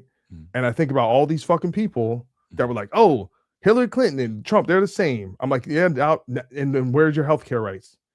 He won. He got to appoint his people. They lied at Congress saying that they weren't going to get rid of Roe v. Wade, and they did, and it went away. So people have to lose things to actually care about what's going on. It can't, because it becomes like this ethereal thing. But in truth, most people don't really care about policy. It's just most people don't care about policy. We're a vibe culture. It's like who wins the more charismatic, the best looking one, and that's generally what happens. And it's who's winning the vibe war. That's a frightening thing to think about. I mean, it's always been that way, though. It's always been that way. That's not new. All right. We did a show probably 6 to 8 months before the Roe v. Wade decision came down about abortion. And, I have to do some research before every show. And there was a woman that is a scholar that lives in somewhere in Europe. I can't remember where off the top of my head. That's not important.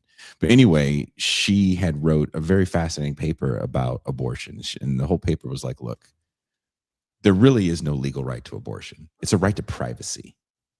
But since 1973, the lawyers that fought to get that far have been saying, you need to codify this. Even Obama initially in 2008, that's his first running, right? Runs on trying to codify Roe. And then when he gets in office, he goes, well, now's not the time. Then he got a majority in office. He was like, now's not the time. And it never happened. Still couldn't have done it. Couldn't have done it because you had too many pro-choice Democrats. I don't know. Because you need 60 votes. He wasn't going to get 60 votes. I don't know what people want to vote for when you're actually using your political power and will and capital to push something through. Well, he uses capital on Obamacare, and you can disagree with that, but it's people have been it's the biggest healthcare legislation in generations, and got 30 million people got healthcare, so it's there's a lot of downsides with it, but that's where he access to healthcare, right? I mean he but I'm saying like that's where he chose to put his political capital. But they did a lot. They did a lot of stuff, and and that everyone looks back on Obama's term and go, he really meant that shit when he was like, we need to work together, and he fucking tried a lot. Him and John Boehner were fucking. They actually tried to do things, and you had the Mitch McConnell wing of this the Senate who was just like, no, we are opposing everything. And that's things that shit really started under Clinton and Newt Gingrich and all that, like oppositional, like just we're going to this, like, because they didn't used to be like starts that. With Joe Biden and telling them to go fuck right off with Bork for the Supreme Court and some other decisions when he was still in senator. I mean, it goes back the partisan, no, fuck you, we're going to do what we want to do. I mean, it goes. You can say I'm talking about oppositional. So I'm talking. That's what I'm saying. Yeah, no, seriously. Oh God, yeah. Remember? I don't know if you remember when Thurgood Marshall finally stepped down. The Republicans wanted to run someone that the Democrats didn't like, and eventually the capitulation was Clarence Thomas. Yeah, he was black. That was the deal. If you vote for Trump, you ain't black. That guy Classic. is, yeah. Joe Biden was a big thorn in Mitch McConnell's side, and he hated him. And when Mitch McConnell got a little bit of power, he definitely wanted to stick it right up those dudes' asses as far as he possibly could. Well, That biting being him in the said, ass. you know, healthcare is just never on the table. To have a true single payer system is just not on the table for the United States right now. I disagree. I think you're wrong. I think here's what you gotta remember. Like, I definitely believe in incrementalism, and basically what they did, so basically the Republicans kind of like they kind of fucked up, and some of it's not even that. Some of it's like the mandate was unconstitutional. So Mhm. basically, like when you have a mandate, and Mhm. basically either everyone has to buy insurance or you have to pay a penalty, it increases the pot, which makes everything cheaper. That went away. Then you had all these red states who would not basically I forget what's it there's a certain kind of funding that they wouldn't basically take part in this funding. So it decreases the pool. And then now what just happened with the last bill where they didn't continue the funding, Mhm. the Medicaid expansion. Yep. So all these people are getting kicked off. All these um, rural hospitals are closing. Yeah. People's rates are getting jacked up. A lot Yeah. of that stuff hasn't kicked in, right? Mhm. So some of that shit doesn't even kick until after the midterms, right? Mhm. I think, and dude, they're not going to fix it because they cannot legislate, right? I think healthcare is going to, I'm telling you, this is like a bomb that's going to go off where people either not going to be covered or the rates are going to get so out of control that sometimes, again, this is accelerationism. It's so fucked up that they have to fix it. And I guarantee you, whoever the next Dem candidate will be, it's going to be either Medicare for all or bare minimum, like doing the public option and adding that and So kind of. so you think that this administration, I'm asking the question, I don't know the answer. I'm asking it. You think that this administration has blown up healthcare to the point that now the thing that, let's say, Bernie was running on in 2016, And AOC. with pretty much everybody that is right at that more liberal end of the Democratic Party, uh, is running on some sort of health care for all. You think that this upcoming, you think 2026 or 2028 will be the year that a candidate comes up and says, look, healthcare is officially blown out, and now it's time that America steps up into the 21st century, like the rest of these Western nations that have universal healthcare, and I have a bill that's going to give us all universal healthcare. Well, I just think, listen, depending on the political landscape, like you got to remember, like you don't always know what the main topics are going to be, right? In many ways, for the left in 2024, like you said, Gaza became the kind of that was the thing that they even said they did their little autopsy and they said the main reason why Kamala lost was she lost the left flank on Gaza. Like you said, people who just didn't vote, who would have voted, right?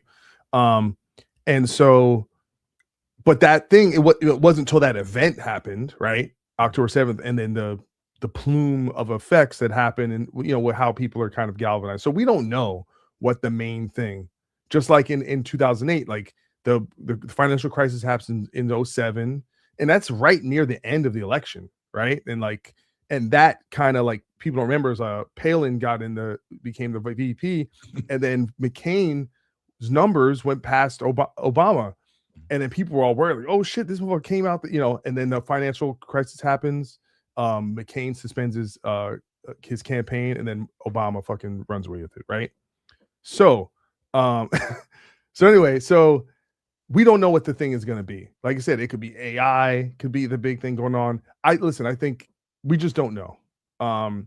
But I do think if all the things they're saying about what happened in the big beautiful bill and not extending those the Medicaid expansion, all the people losing coverage. I know people who's like they're like, oh, people's coverage is going to triple. I know people that happened to, and we're in California where you have really good coverage. So a lot of that stuff does not hit till after the midterms. They did that on purpose. So this, I'm telling you, dude, it's like a poison pill. And what I'm saying is the field of candidates, it is going to be an evolved group. And so what I think where we're going for the majority of people is you have the Democrat kind of pool. I think whoever's gonna, I think this is the general movement, but this is the general. This is where the winds are blowing, or it's moving right on social issues and to the left on economic issues. So it's gonna be like we're not talking about wokeness, we're not talking about trans people, we're not doing that, but we're gonna be like, fuck the billionaires, healthcare, and it's gonna be that, and also I think and this is just looking forward, if you do start seeing these massive layoffs, right, and all of a sudden it's gonna be like, what is that about? Workers, right? And when the left has always, the kind of that key thing when you think about FDR politics, it's like, we're protecting the workers.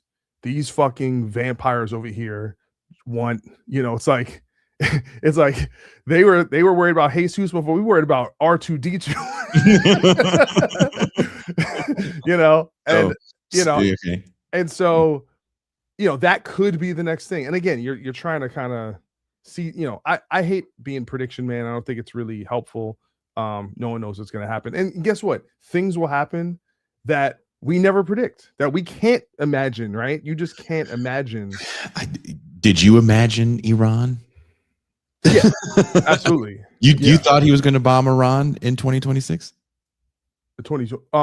Yeah, no, I always knew that when the bombing happened when they did the first one, they're like, there was a report that came out immediately. It was like a leak that basically said, Iran, their program really only got delayed by a few months. And then the White House and Pete Hegseth was like, this is bullshit. This is bad intel, fake news, right? Their program has been completely obliterated. And basically I was like, oh, it's bullshit. Like, and I knew, like, with Netanyahu, what they were doing was essentially like regrouping. Israel was like, all right, we did our thing. All right, let's fill the coffers. And so it was always a part of like the long-term plan. And I'm telling you, but the timing, like, dude, they're, in terms of just strategy, they're not wrong. Like, this is, if you were ever going to go after Iran, now is the time, because you had the Houthis were decimated, Hezbollah was decimated, Hamas was decimated, and because of the uprisings, I think that's what was told to Donald Trump, but no one told him, look, man, check this out. If you try to bomb these people, there's like 100 million of them, and they're ready to fight you to the death. Well, yes, but they were making the calculation that because of the protest, that it was like an 80-20 thing. That you had the 20% of loyalists and people and the fundamentalists, but most of the people do want to liberalize society and want a democratic regime, because they, unlike some of these other places, they do have a history of that, before the revolution, of being a more, egalitarian, kind of open, progressive society. You mean before 53, when the United States couped their democratically elected leader? Yeah, exactly. But anyway, they're on their own. Yeah. What I'm saying, but they're in an advanced society. They're not some, it's not Afghanistan where they're in the mountains, with dudes. But it is. Look, it's tough terrain over there, and you have to. You can't just bomb. This is the thing with Donald Trump. He's like, well, we have planes, we have bombs, just bomb. And Pete Hegseth, we have planes, just bomb them. You can bomb them, and then they'll stop. No. At some point, you're going to have to put boots on the ground. That's what fucked up in Iraq. That's what fucked up in Afghanistan. There's a reason why you replaced the Taliban with the Taliban after 20 plus years and spent trillions of dollars. You don't have the manpower. We're finding out right now, we don't even have the intelligence. The military bases out there have been taking significant damage. Israel is blocking a certain amount of media coverage, we don't know how much Well, damage they they're also taking. shut down the internet in Iran. Sure. So that's why a lot of stuff is not getting out.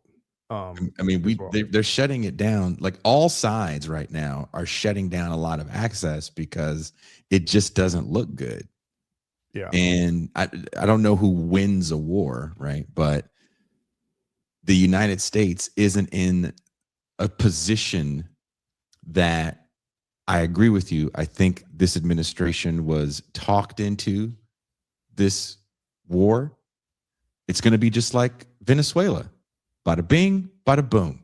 It's like, no, dude, it's not going to be like Venezuela. And you know, the one thing that no one's talking about right now? The private war in Haiti. Eric Prince is in Haiti, and they're droning the shit out of regular people over there, talking about everybody's a gang member. It's a dark time right now. It's a very dark timeline. And I don't know how we get out of this. The only way out is through. And I always say, like, you know, no, I've always viewed myself, listen, I'm not an activist. All right. I am an observer. I'm someone who wants to view things as clear-eyed as possible to understand a situation. And I think when you get too invested in sides, my side, my people, my tribe, all this bullshit, you can't see the picture very clearly. So I'm always just trying to decipher chaos, right? Have you seen this guy, Professor Jiang? Oh, we're going to do a whole thing kind of debunking a lot of his shit too. Yeah, and no, but like, you know, he kind of blew up, and then a lot of people. Then there's also this big backlash, you know, like, oh, he's a charlatan. But I think the reason why this guy is caught on so much is he's just a very good, simple communicator. Like, he just has like something that's engaging that you hear him and it makes sense, and he explains things in a very simple way. But I think when you're in chaos, right? That's the whole thing, is like, they call it the fog of war, but you know, the way we're absorbing all this stuff is it's foggy, you don't have the end, right? And so when you have someone who, like him, who kind of, you know, through under the guise of game theory, he's giving you predictions. And more than anything, people want someone who confidently tells you how it's going to end and gives you answers. And people say it's the Chinese Jordan Peterson. That's not true at all. Jordan Peterson is a preacher. All right, that's what I'm saying about Jordan Peterson. Jordan Peterson is like, he's everything is he's conjuring spirituality.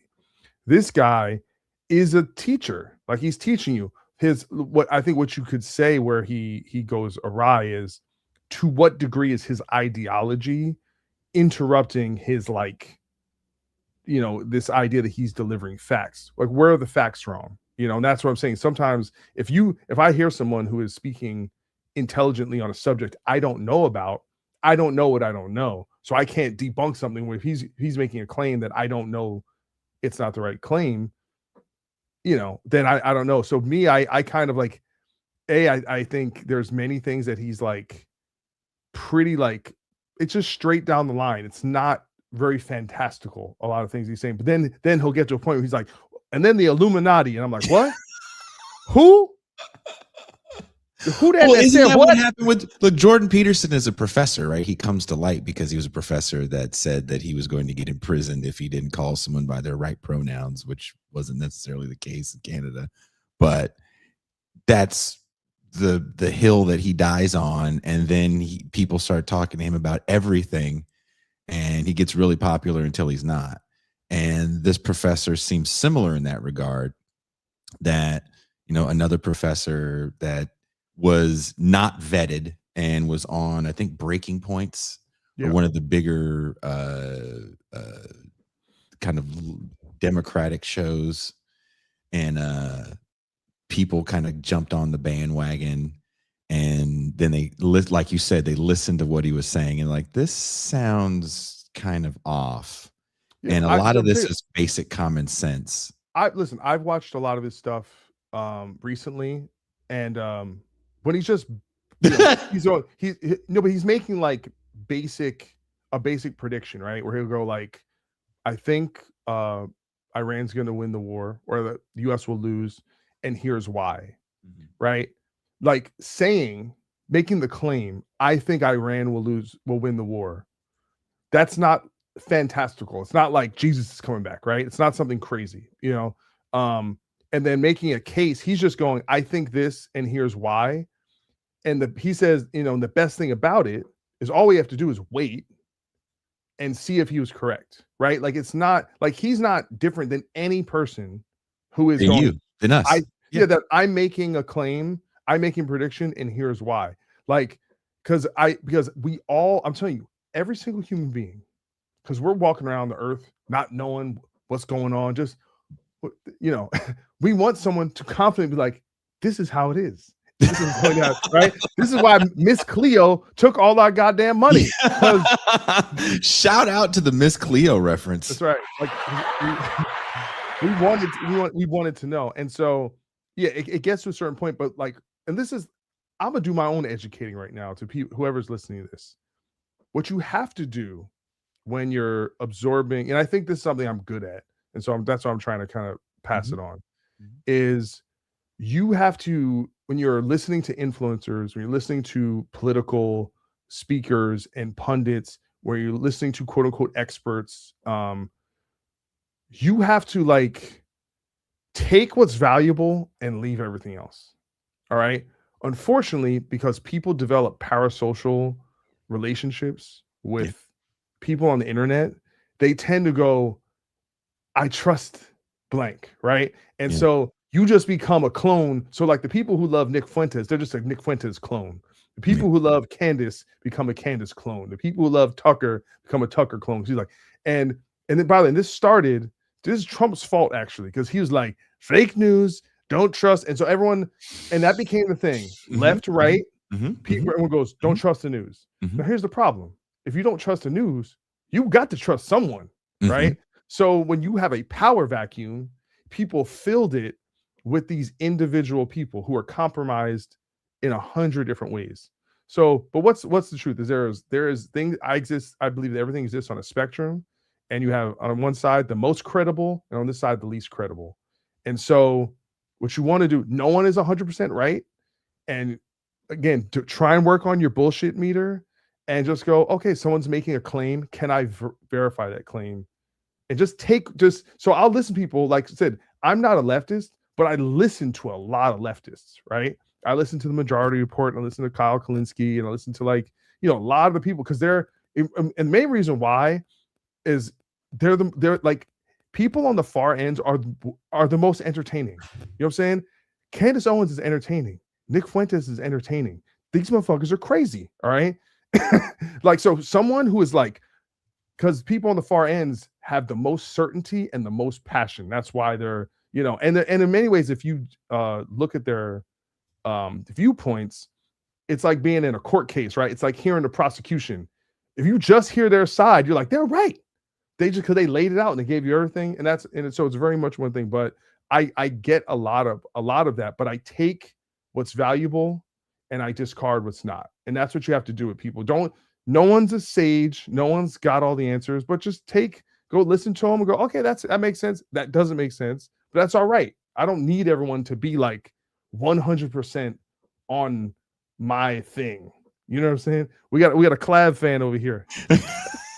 Big Claver. Do they have a name for the clavicular guy? Look, dude, the Maxers. I don't want to talk about that on the main show. I already went off on a tangent because I wrote about that shit a while back and no one wanted to listen. And I'm like, motherfucker, now everybody's right. You know what? You all fuck off. Fuck right off. But shout out to Damage Magazine for publishing that piece. But we've been talking for a while, and I know you have to go do rockstar stuff. But before you go do rockstar stuff, I got a couple questions to ask. Okay. You. Number one, Sinners is up for a record 16 Oscars. Yeah. If the movie is able to sweep and win all 16, is that reparations? Hell no. All right. Having an unnatural.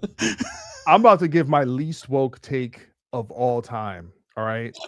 Okay. Yo, when Jada, this is pre-slap.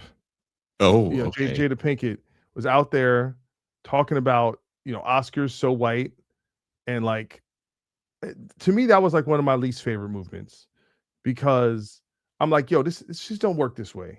Mhm. Okay. Like, because think about it, like, okay, not enough black representation, but I'm like, yo, but imagine if everyone was doing this, right? Imagine if those, like, the Latinos came out and like, yo, where are we at? And the Asians came out, and then the short people came out, and then the Mhm. motherfuckers with fucking two elbows came out. Like, the point is that I think what you had was a response to this movement, that all of a sudden, like, you don't want like the participation trophy award, right? Where people are trying so hard to um virtue signal that they're down, that they just give all the shit. Like, it was like when Black Panther got nominated. I love Black Panther. Black Panther's a great movie. It was the third best superhero movie to come out that year. All right. Avengers Infinity War came out, and Into the Spider-Verse came out. Both of Love those it. are better than Black Panther, but Love only it. one got nominated. Yeah. Okay. Like, Into the Spider-Verse is a flawless movie. Like, it's one Agreed. of the greatest animated films of all time. Do you feel Period. like Miles Morales sometimes? Hell no, I'm old. I'm a fucking young, spry. All right, doing backflips. I love. Do we have is it Miles Morales behind me? I have some action. I loved Enter the Spider Verse. I never saw the sequel, but the Oh, original sequel's one, oh, great. I loved it. The first one is still my favorite, but the sequel is great. But my point is that you can't, like, even the 16 nominations. I was like, really? Come on, like, yo, I liked Sinners. All right, I saw it twice. Okay, I bought the 4K Blu-ray. It's not my favorite movie came out this year. I think it's good. I think it's really good. I don't know if it's. I think, but I hope it does fine. All right, fine. But I think, but if it, I think it's more likely it will do better than fine. And then all of a sudden, these anti woke right wing YouTube people, fucking Nerdrotic and fucking the Critical Drinker, they're gonna make 20 videos on it. Like, you got to stop. Yo, we got to stop this. All right, just give the black movies the normal amount of attention. Because Sinners is one of those movies. My good friend, I'll send it to you if you really want to read a good review of Sinners. A friend of show, a person I'm honored to say is a friend and a bit of a mentor, Toure Reed, just published a review of Sinners for Current Affairs magazine. And behind the scenes, Teray and I had been talking about Sinners for a very long time, because I'm still working on a piece called Coondemic. And he was, yeah, and he's is it the golden era for fucking Uncle Tom's? I do make a distinction in the piece between a coon and a tom, and a lot of that comes from hours-long conversations that I'm having with Teray. We're both talking about Sinners. We're both talking about who Sinners is for.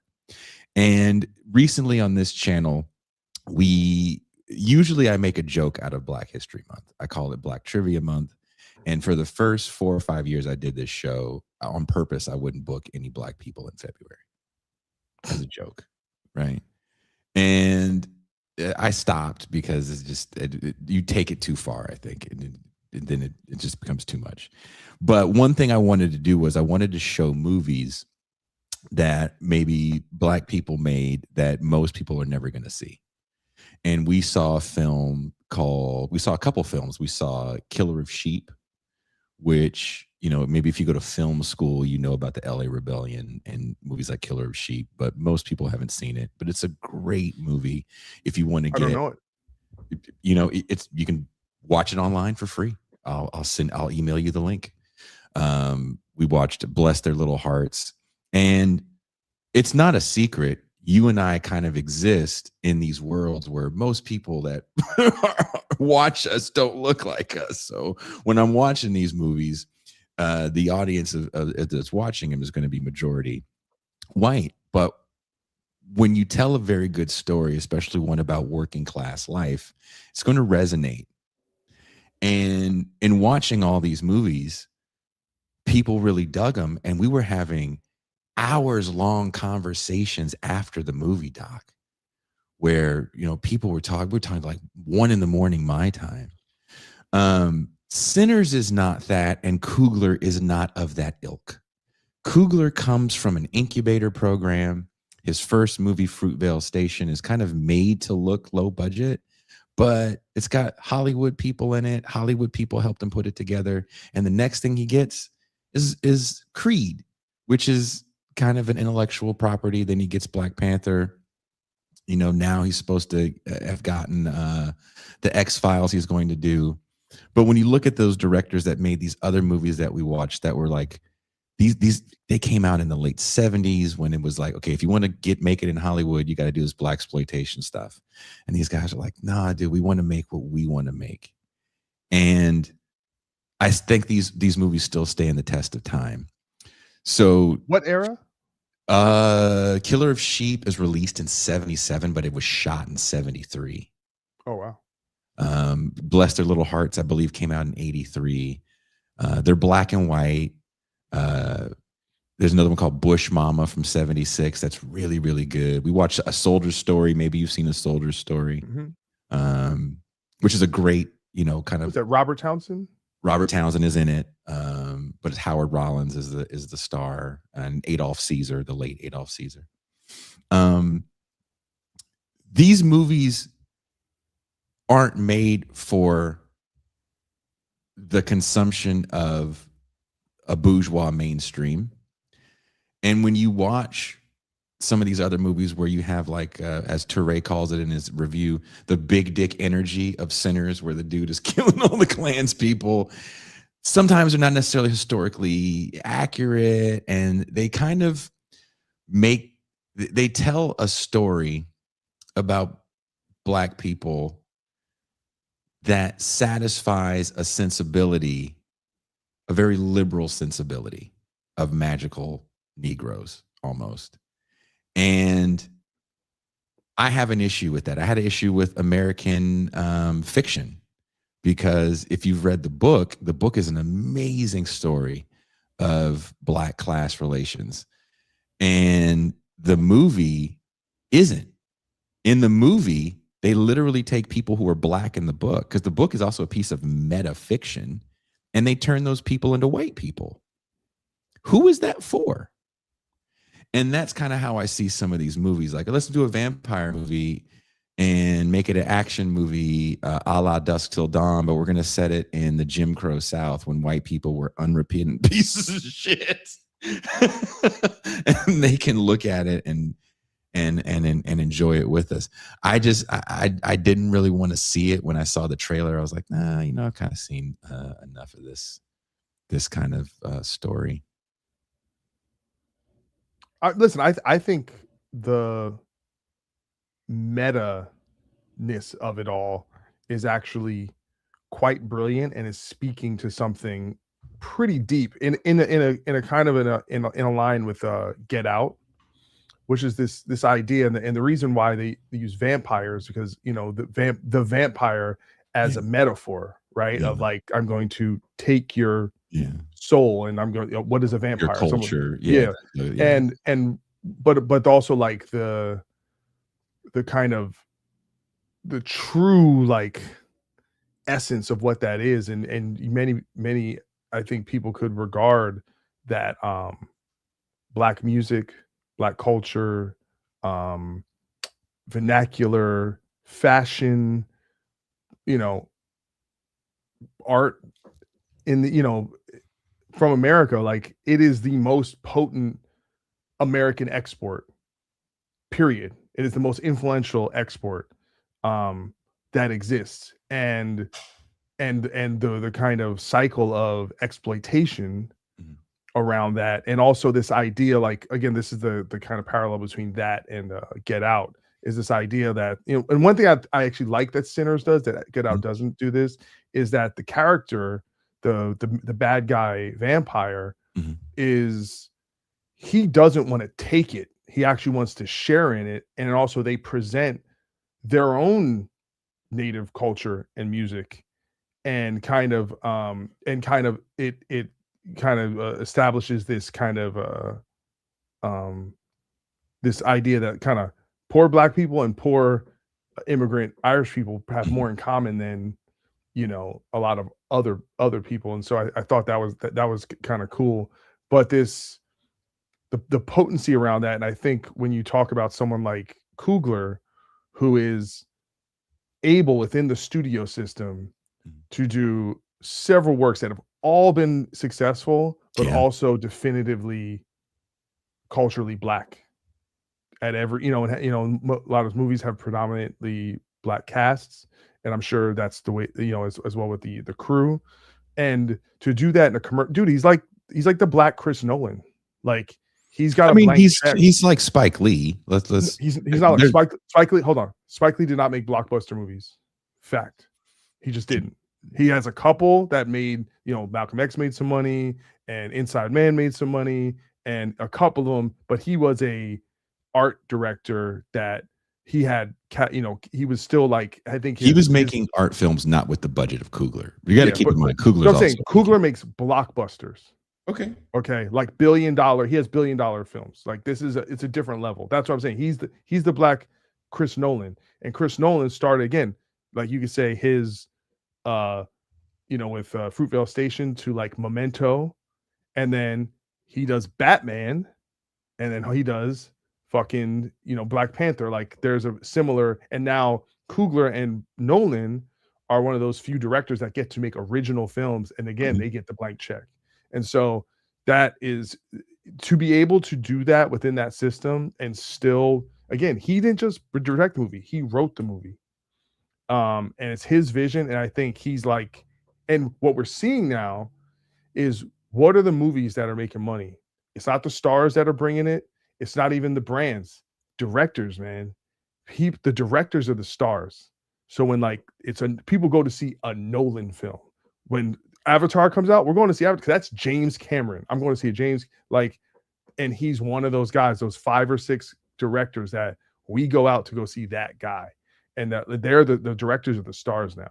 I think, so, and there's only a few of them, that can do it. It's, it's a handful of these people, but it's pretty cool. But anyway, that's my look. So it is a reparations for you then. Hell no, I don't want I'm saying no. We don't know reparations. So Sinners winning 16 Oscars, you're not going to get an extra. I don't know what do you get? You can say the N-word a little louder in public if Sinners wins 16 Oscars. That's your reputation. I've gotten so much more responsible about how I use that word. So, Well, that's what happens when Sinners wins. You could be irresponsible as you want. You can let them slip at church. Yeah. You can let them slip at the dinner table. Go reparations. There you go. All right. Sinners. Love it. And in the end, I do have to ask you about this before you go. Yeah. Billy Corgan has riled up the rock world with his accusations that the CIA was behind a plot to defang, as he put it, rock and roll. And he said that MTV changed their guidelines to allow guns in videos. And I'm quoting him as well when he said that. That's what he said. He goes, MTV changed their guidelines and allowed guns in videos to make rap more popular. And he says between the years of 96 and 97, you can see that rap was defanged and it was an industry plot. Is this true?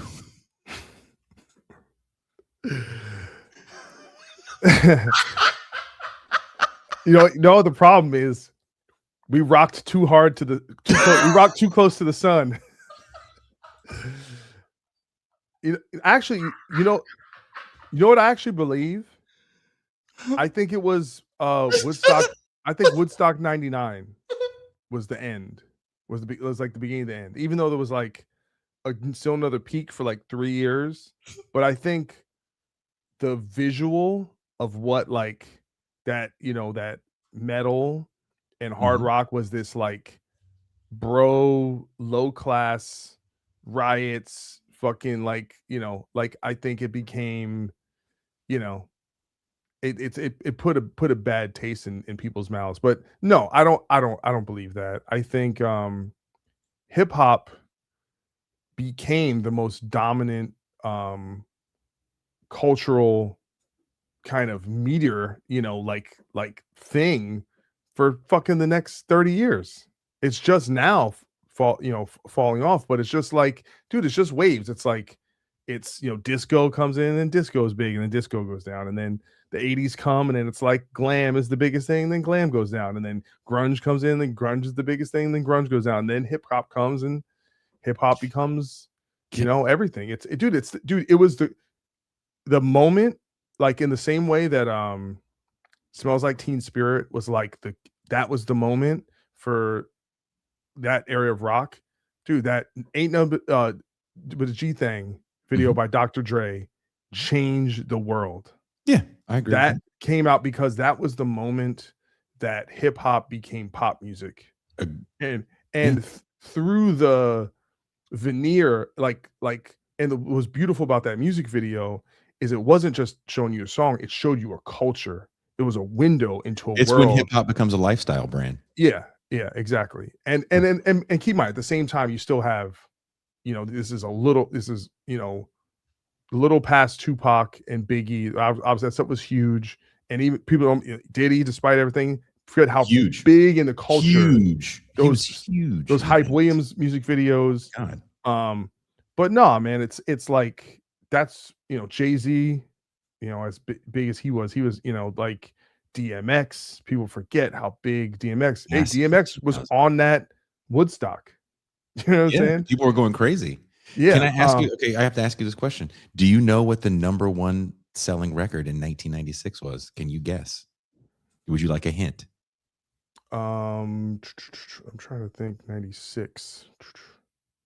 I'll give you a hint. It's a solo artist. A solo artist. Female solo artist. Damn. Fuck. I'm having a rough time right now because 96 is a weird year because it's like, because the late 90s, that's when you're getting like the Britneys and all that shit starts coming out. And it's like, is it Janet Jackson? No. Fuck. Celine Dion. Oh, I wouldn't have got that. You know what number 2 was? I'll give you another hint. Number 2, also a female group. Not Destiny's Child. No, you people aren't on this list. Oh, I was like Wilson Phillips wasn't that big. It's 19. That's a little earlier. It's 1990, and the show won't allow me to sing Wilson. TLC? No, Spice Girls. Oh, Spice, yeah. See, that's the thing. Like I think about the girl groups and the boy groups as like late 90s. And that era is a little, it's a little mercurial for me. But anyway, actually, let's get back to this thing. So, I think it's funny just because like people don't realize it's like I actually think Billy Corgan is like, he's a really interesting guy. Like when I hear him speak, I'm like, this guy is really fucking smart. He's really eloquent and he says interesting things. But he's also like, he's enigmatic because his persona, I think what I remember back then is you think about, oh, he's like this artsy alternative guy and he's sensitive. But then when you talk to him, like, no, this motherfucker is a capitalist rock star. He likes being, I'm just saying, like, he's, like when you hear him on like Joe Rogan doing an interview and you're like, oh no, he is distinctly aware of how talented he is and what his value is. And like that, and he's, that he's made millions and millions of dollars writing songs and being the front man and being the voice. And it's like, and by the way, I actually think that's exactly who Kurt Cobain would have become if he would have lived. Yeah, I think, I think, and by the way, and I don't say that in like an undeserved sense. Like some motherfuckers got the juice. They got the skills. They wrote the songs. They got the voice. They got the look. They have the charisma. They got it. And especially when you're like, I'm the singer, I'm the guitar player, and I'm the songwriter, and I'm the spokesman. But despite all that, like I saw him on Alex Jones's show, right? And getting into these, and so when you think conspiratorially, like it is a filter for the way you see the world. So it goes on everything, right? When you go to KFC and they gave you 3 drumsticks instead of 4, you like think about it, all right? Clearly they, there's something going on back there at KFC, right? You start thinking about that. And then you start putting together and you're like, no, he's like the Mustaine of alternative rock. Just his vibe. Fair. Fuck. That's a in good, that. yeah. And by the way, and I think, dude, Dave Mustaine, give that motherfucker a microphone. Everything he says is going to be interesting. It may not be right, but it'll be interesting. No, but he's not. He is not a dumb guy. He, he's irreverent and he has contrarian views and he's a rebel at the heart of it. But no, I think I really do think Billy Corgan is an intellectual when you hear him talking. I think he's very thoughtful. But I just think things like this, it's like, it reminds me a little bit of, and I don't think he's intentionally being racist, but it reminds me, do you remember like Phil Anselmo would go on stage, he'd be like, they saw that, he's like, and where the black people get to say the N-word. No, well, he did say that, but this is what one clip, he's like, you see black people wearing these shirts say stop black on black violence. That means it's okay to do violence against a white guy, right? And I say that to say, when you say hip hop, right? Yeah. Obviously, the dog whistle is black music.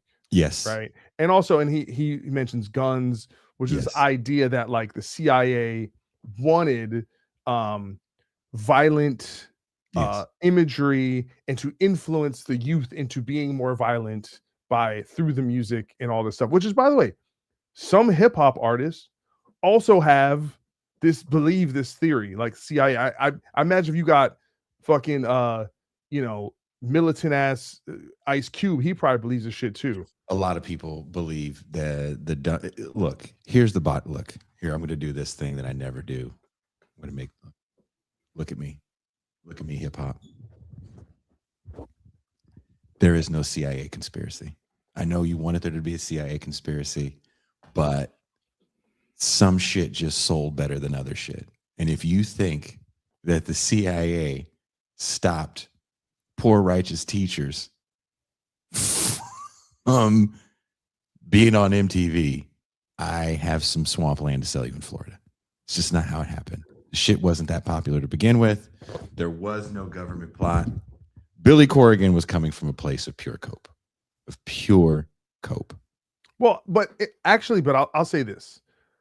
I do know what he means in a sense that, like, and he was making some good points in that there's a mantra, right? That rock is dead, right? Mm-hmm. Or that if you look at mainstream culture, it's kind of been X'd out of the story. And sure. And so it's easy, and then you go like you see this, like Metallica just sold these tickets for the Sphere, and they had 500,000 people waiting in line, right? And you go and you look at the list of all the tours, and they're all all these like legacy acts, and they're sold out, and you have all these new bands, right? I just saw Ghost play at the Intuit Dome, sold out. I saw Baby Metal there, sold out. Like everyone's blowing up. It seemed like there's all the success, but it's not really represented in the mainstream, and it does. And when you're in it and you're like, this is my job, and you're like, why aren't we invited to the party?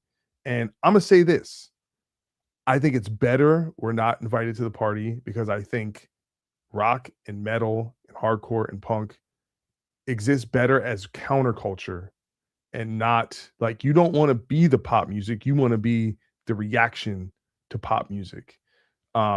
And I think we sit there, like, it's better that we're that than we're,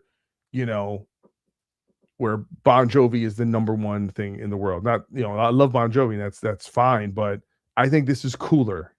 And clearly it's not affecting how big some of the bands are, but I think also, like, gotta remember, man, like we're in a weird time in music Sure. where basically like the idea of human beings getting in a room together and playing music is just going to become more and more rare because it's hard to do. It takes time, it takes It's money. money. You got to practice and learn a skill. And what does the chart look like? Just a bunch of solo artists. Because people realize I don't need a band anymore. The Beatles they needed a human to play bass and sing and a guy to play drums. They needed that to make their music. And so I think a lot of that is that, like you look at the Super Bowl, right? Like Bad Bunny performed, and people are like, well, it should have been Metallica. And I agree it should have been Metallica. But you know what? I think what they want essentially is dancey music, because when you put on a camera, Mhm. watching four people strum their guitars is not as titillating visually as seeing 100 dancers doing backflips. Like, so I don't think, even if the band is popular, I don't think they're going to book anything that can't have big dance numbers and lots of crazy. It's a marketing thing. Like, we have to remember the Super Bowl halftime show. If you ever remember watching a Super Bowl halftime show, if they televised it, it was dance numbers. It was big, crazy dance numbers. I could pull up Super Bowl halftime shows from before the 90s, and you'd be like, that's what the Super Bowl halftime show was. It was almost like how Vegas was the end of your career. If you were a big name performing at the Super Bowl, that was the end of your career. Living Color changes the game. If you remember, I don't know. I know. Yeah, no, I know. I know you're not the biggest football fan, but it was the Bud Bowl at halftime. If you remember, I remember I remember switching over and to watch the Puppy Bowl and all the silly stuff that happened at halftime, because it was just selling ad time. And the Super Bowl halftime show was a way to kind of combat what was going on with, especially Living Color, which was a rival network at the time, and they got, I think, the major share during that year. I can't 30, remember I think 25 or 30 million people tuned in. Yeah, switched over for that live, and it was live, and Living Color didn't do a live show either, so they watched this live performance. The Super Bowl halftime show is always going to be about marketing at the end of the day, and to get an artist who, I think he was the biggest artist on Spotify at the time, you're bringing in more eyeballs. I watched the Super Bowl in Mexico, where I live, at a bar where the majority of people in the bar did not speak English. Yeah. And that bar exploded in the part of the song where he shouts out all the countries, he shouts out Mexico. And that's what people were waiting for. Yeah. And that's bringing more eyeballs to the game. There's multiple high schools in the city that I live in, and there's kids play football, American football. I'm not saying they don't play soccer, but they also play football. So they want to be international. They want to speak to a global. They want to speak to a global audience. Yeah. And that is why you're going to have probably more artists. And if you look on the reports to see who's selling the most tickets globally, it's people that most Americans don't know. Shakira is still quite high on the list. Coldplay is still quite high on the list. Yeah. And some of these people aren't even touring. Well, they all played the Super Bowl. I'll tell you, next year they should get Post Malone should do it, because I think Post Malone is like, everyone likes Post Malone. He's a little rock, he's a little pop, he's a little country, he's a little hip hop. He's got a little bit of everything. I'm just saying, listen, January 6th was bad, all right, and then you gave these people Dre and 50 Cent one year. Was that then you gave him Kendrick, and now you give him Bad Bunny. They're going to burn this country down if you don't throw them a bone. All right. I am worried. Okay. Give them some white shit next year, so they just to keep them at bay.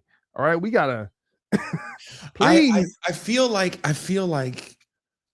the best thing the NFL does is shit like this, because the NBA has their cultural shit on lock, right? You N-words want to wear a shirt that says hands up, don't shoot. Okay, as long as you don't strike. We don't give a fuck. But they have done that. They've Yeah, shot. They have like when there's like just recently when the Alex Peretti got shot, they didn't play. yes, the whole team decided to have a moment of silence, and they didn't play. But they did make that game up, if I'm not mistaken. No, they always make them up, but But also, it was kind of a crazy situation out there in Minneapolis as well. Yeah. It probably made sense to not play that game from a just logistical and safety standpoint. But when I think of the NFL doing shit like, okay, we're going to have Dre run the Super Bowl stuff, and we're going to have Bad Jay-Z. Bunny. It was Jay-Z, I'm sorry. They all look like Terrible. You're not invited to the cookout. That's fine. I don't want your people burn ass hot dogs. No way. That plays well for the NFL because it keeps you talking about it when the season's over, right? The Super Bowl is officially the end of the season. So you're saying you think they want it to be controversial to create a conversation? They love it. They love it. Kendrick broke records, and then Bad Bunny broke even those records. So they're a troll. It's like a troll. Like let's get these people riled up. This year, dude, I was like, yo, man, I'm worried. I'm worried about my rednecks, man. These people are gonna have a conniption. They got their own thing. They got to watch Kid Rock and who's yes, but here's the thing. They don't even like that. Fair. Like it's not like because it'd be one thing if it was like, like the really like top, because to me that'd be like, oh, they did get Metallica or they did get the Eagles or they got some like, it's like, Kid Rock's popular, but he's not current. It's not like, what's it? Morgan Wallen. Like Morgan Wallen is at the top. Like he is huge, stadiums every night, fucking huge. And again, a lot of or like, dude, even like Creed, like that would have been sick. Like if they got Creed or something, that'd be way cooler than Kid Rock. But like someone mentioned in the chat that they felt Bad Bunny was in there because they just linked a deal to play games in Spain. As football becomes more global with these games every year globally, I just think we have to get ready for the fact that the NFL wants to expand because the growth that we're seeing with these teams is kind of on another level. This is all sports right now. The valuation of teams in the billions of dollars is kind of insane, and you have to keep that growth going. That's why you're seeing so much gambling, and you're going to see some more expansion into foreign countries. This is what do they call it? Where it's two metropolitan cities next to each other, San Diego and Tijuana. I forget what it's called, but the NFL wants to make inroads into Mexico, and Mexico City is an idea, but you have to fly down there. You don't have to fly down to Tijuana, and there's already a stadium in place for you, right? And there is already a very friendly border situation where people literally can just walk across. You're going to see more games in the NFL, played in Canada as well. So I don't think they look at who, is this going to piss off certain people and be in the news cycle? I don't know. I just think that's going to happen regardless. There's no winning. There's no winning for the Super Bowl thing. Remember when Beyonce played in San Francisco 10 years ago and people got mad? Yeah. They said the same thing. Metallica should have played because it's San Francisco. I'm like, why do you think that there's a band that represents the city? That's literally not how it works. Sometimes it happens that way, but that's not. Well, I just think it's because Metallica is just by the numbers, like one of the most popular bands of all time. Sure. And also I think there's this idea that football as a sport and as a culture is masculine and violent. And so it would be cool one year to actually kind of mirror the aggression of the sport with the aggression of the music. And I think that's it feels synchronous, like there would be, that would just be cool. And it's also they ain't getting younger. It would be cool to do it while they're still fucking on the top of their game, Didn't they play a Super Bowl party or something? Or am I tripping? No, they'll play at where the 49ers, they'll do 49ers events. But I don't think they've ever played No, they never played the Super Bowl, but it's That just is weird. That is weird to me that they've never played, being that they're a massively large but band. I Like, want to say this, but this is, and by the way, this speaks to like a different kind of conspiracy than what Billy Corgan was talking about. What you have to remember is I think mainstream culture Mhm. sees metal as like trailer park white trash music, right? Agreed. So if you watch a show or you watch a movie in the last like 15 years, every time there's someone who's like a metalhead, they're either a bad guy, like drunk, or like a dirtbag, or they're lazy, or they're like there's something wrong with them. It's very rare where if they Mm. will code someone as into that, it's looked at as low class. So I Does that think make it hard for you to branch out? And I'm asking seriously. Does that make it hard for you to branch out? Like, for example, let's say Morgan Wallen is looking for a guitar player to go on tour. You know as well as I know that's probably a pretty good paying gig. Uh, do you automatically get X'd out because they're like, that guy has pointy guitars. He can't play. well, I think being in, especially when you're like a hired gun type guy, it's like you're casting a movie. And so it needs to be the right persona and the right look and the right age and the right vibe, and it's a hundred things. Dude, I think about this because so much of my community is like people like I think metal, especially mainstream metal, is more right wing than left wing. Sure. Like I wonder if like people don't like my politics and go, nah, that guy can't be in the band. He's a libtard or something. So I'm Do you think sure. that would, like, so if the job came up to play rhythm in Five Finger Death Punch? No, I've no, I was a backup for the old guitar player, so I almost did play with them. I don't think they, if it's someone who knows me like personally, Yeah. I mean more to like join a band, because when you're like in a band, you're like around people or whatever. Like, but I'm just saying, like, I it is in your favor to shut the fuck up and don't say anything so that no one knows Yeah, what you think, because you're not about that. yeah. Um, and so it's like, trust me, I sometimes think it's a detriment, which is a lot of people come, oh dude, thanks for saying that. It's cool because they are smart and they're like they want to say shit, but like, you know what, I'd rather fucking have Did you peace. feel that way? And I know I'm keeping you too long, and I apologize. And did you feel that way? Was it about over 10 years ago now, I think, when Phil Anselmo does the white power thing? The first thing that shocked me was kind of the crickets around black people in heavy music, which I felt like at that time there was a fair amount of uh, well-known colored cats that either maybe they just know him and they're like, there's really nothing to say here, or like you said, I don't really want to speak up because I know that I'm going to have to hear it from the fan base. Or I wrote an article about it. So at the time, that's when I was really writing a lot, Mhm. especially like my own website, and I was basically a blogger, and I felt I had a responsibility to talk about it because, yeah, I didn't think people. I think people would be afraid, but you have to remember, Phil Anselmo got effectively canceled for a few years. Like like Down was like supposed to go on tour, and they got kicked off all the festivals. Like he received real pushback.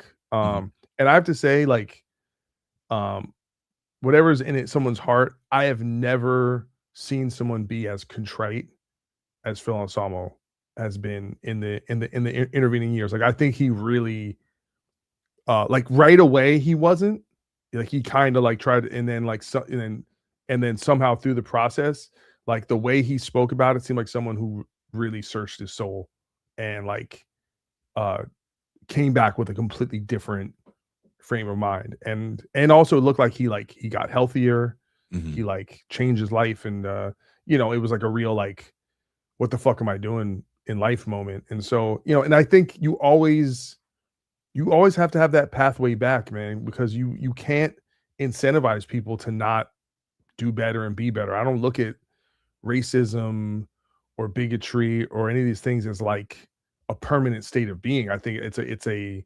malfunction, Mhm. and anything like that shit's learned and it can be unlearned. Um, and so I I haven't read the art. I can send you the article. You can take a look at it. Please do. Unlike you, I'll actually read it. See, listen, he ain't wrong. I did fuck up, and I'm sorry. I'm gonna read it. But you know, I wrote something along. I lost it, unfortunately. I wrote something along the. Mine's on the internet. Wow. Well, internet. I don't pay for the hosting site anymore, Doc, because I'm poor. It's true. I do expect. I paid $23.99 to fucking to make sure it stays there forever. I would like to go back and see and I want to definitely read what you wrote, but I remember there was kind of you remember there was a silence around that time too, around certain people. You were probably the only black guy saying something out loud in print. Well, I mean, listen, I've always been measured. You know, I'm not a firebrand. I'm not trying to get people. So I think the problem with any of those situations, most situations, is people react emotionally. They react, and I'm just not like that. I think, crazy shit happens. You don't even want to talk. You shouldn't even talk about it for a few days. You should think about it. Let the emotions settle and kind of get around to it. But yeah, I'd have to go back and read what I say. But it wasn't. I didn't let him off the hook. At the time, because I think it's inexcusable what he did, and it's not like, and that's like, I think the interesting thing about racism in particular, through the prism of like, oh, I was just kidding, is that the way extremists envelop into true, fully formed, open bigots is through humor as testing ground. So things start as a joke, and it's just like, because you're testing the room. Yeah. How far can I go with this? No, but it's also, you don't even know yourself. You're like, oh, it's a joke. You're like, oh, but actually, it's kind of true. And so and it's especially in this climate where half of the most influential political voices are comedians, right? Who get to pick and choose when oh, I'm just joking, or oh, it's just a joke. And it's like, I think you were serious when you said that. Or you have like your whole chest. Yeah. Or you have like Dave Smith, who I've never heard him say one funny thing fucking ever in his life. And I'm like, all right, when do you do comedy? All right. Which one is Dave Smith? He's like the libertarian who's like big in like the Rogan sphere. And which one is he? He's like a big pro Palestine, anti-Israel kind of advocate, and he was anti-Israel in a way that feels like he hates Jews. No, he's Jewish.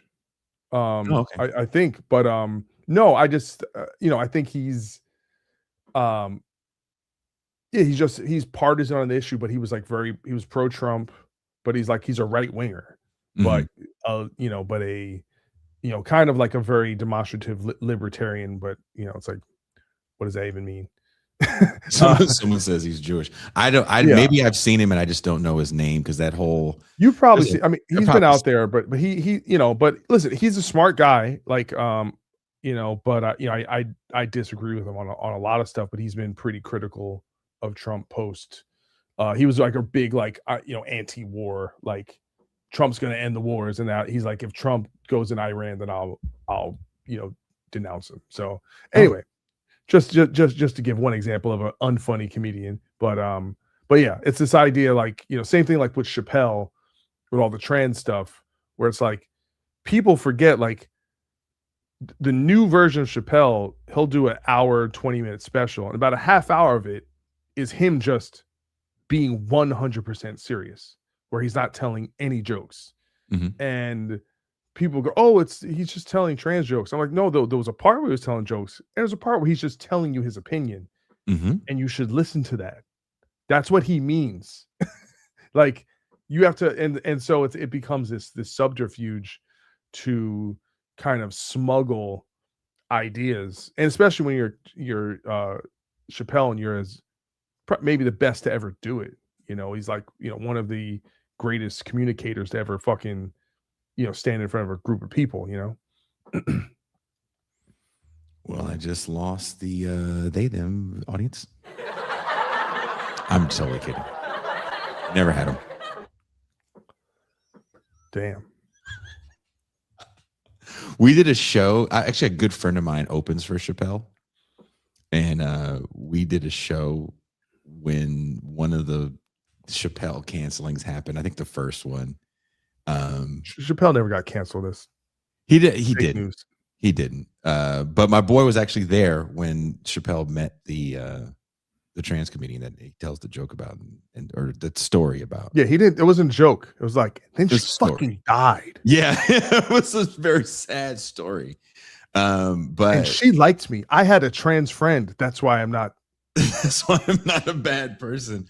My friend Ben Burgess, who I think you've been on the stream with, wrote a book that got him on Joe Rogan's show called "Canceling Comedians While the World Burns." Not about just Dave Chappelle, but about a lot of the online dust up about Chappelle and the way they thought they understood him. And he caught some shit for that as well, as you can imagine. But you know, I watched the last special and it was okay. But I don't listen, when he's funny, he's as funny as it really gets. Funny. But no, he's really funny. But here's the thing, it's like dude, again, going back to this idea of like thinking the world is this way and then realizing that you're wrong. And that and I just think this is growth, right? But the best thing about Chappelle kind of altering his persona and kind of revealing certain things about who he is in the same way kind of my experience with Obama. It's that, oh no, he's not, he's flawed. He's a wise guy who's got blind spots and he's great at what he does, but you take him off the pedestal. And that's okay. Maybe we don't need to put anyone on the pedestal. Sure. And that's okay. And that I can, again, I can watch one of these commentators and I can take the stuff that I like and discard the rest. I can do the same thing with Chappelle because it's still, there's some stuff. Yeah, the guy says he's a landlord. Like Chappelle has become his persona now. He's a heel in his own comedy persona. He's a heel where he's the bad guy, and that's kind of the punchline is how much of a dick he is and how selfish he is and how greedy he is. It's really fascinating. Like the whole piece he did about where they went to the Saudi Arabia, where they did Riyadh, yeah, and how he justified it, and it's just like he's like, I like money, and I have more in common with them because they don't have. Dude, I actually love a good mean joke, and he's like, them trans jokes went over great there. Yeah. I was like, dude, he's like, they killed. I'm like, dude, that's fucking funny. But what's sad to me though is that people remember he ends that special. I can't remember which one it was. Was it Killing Them Softly, where he goes, until we all agree on this thing, I'm not bringing this. The closer. That was the one where he did literally like half of the special was trans shit. It was right. Terrible. He goes, I'm not going to talk about this until we're all. And then next thing immediately. Right.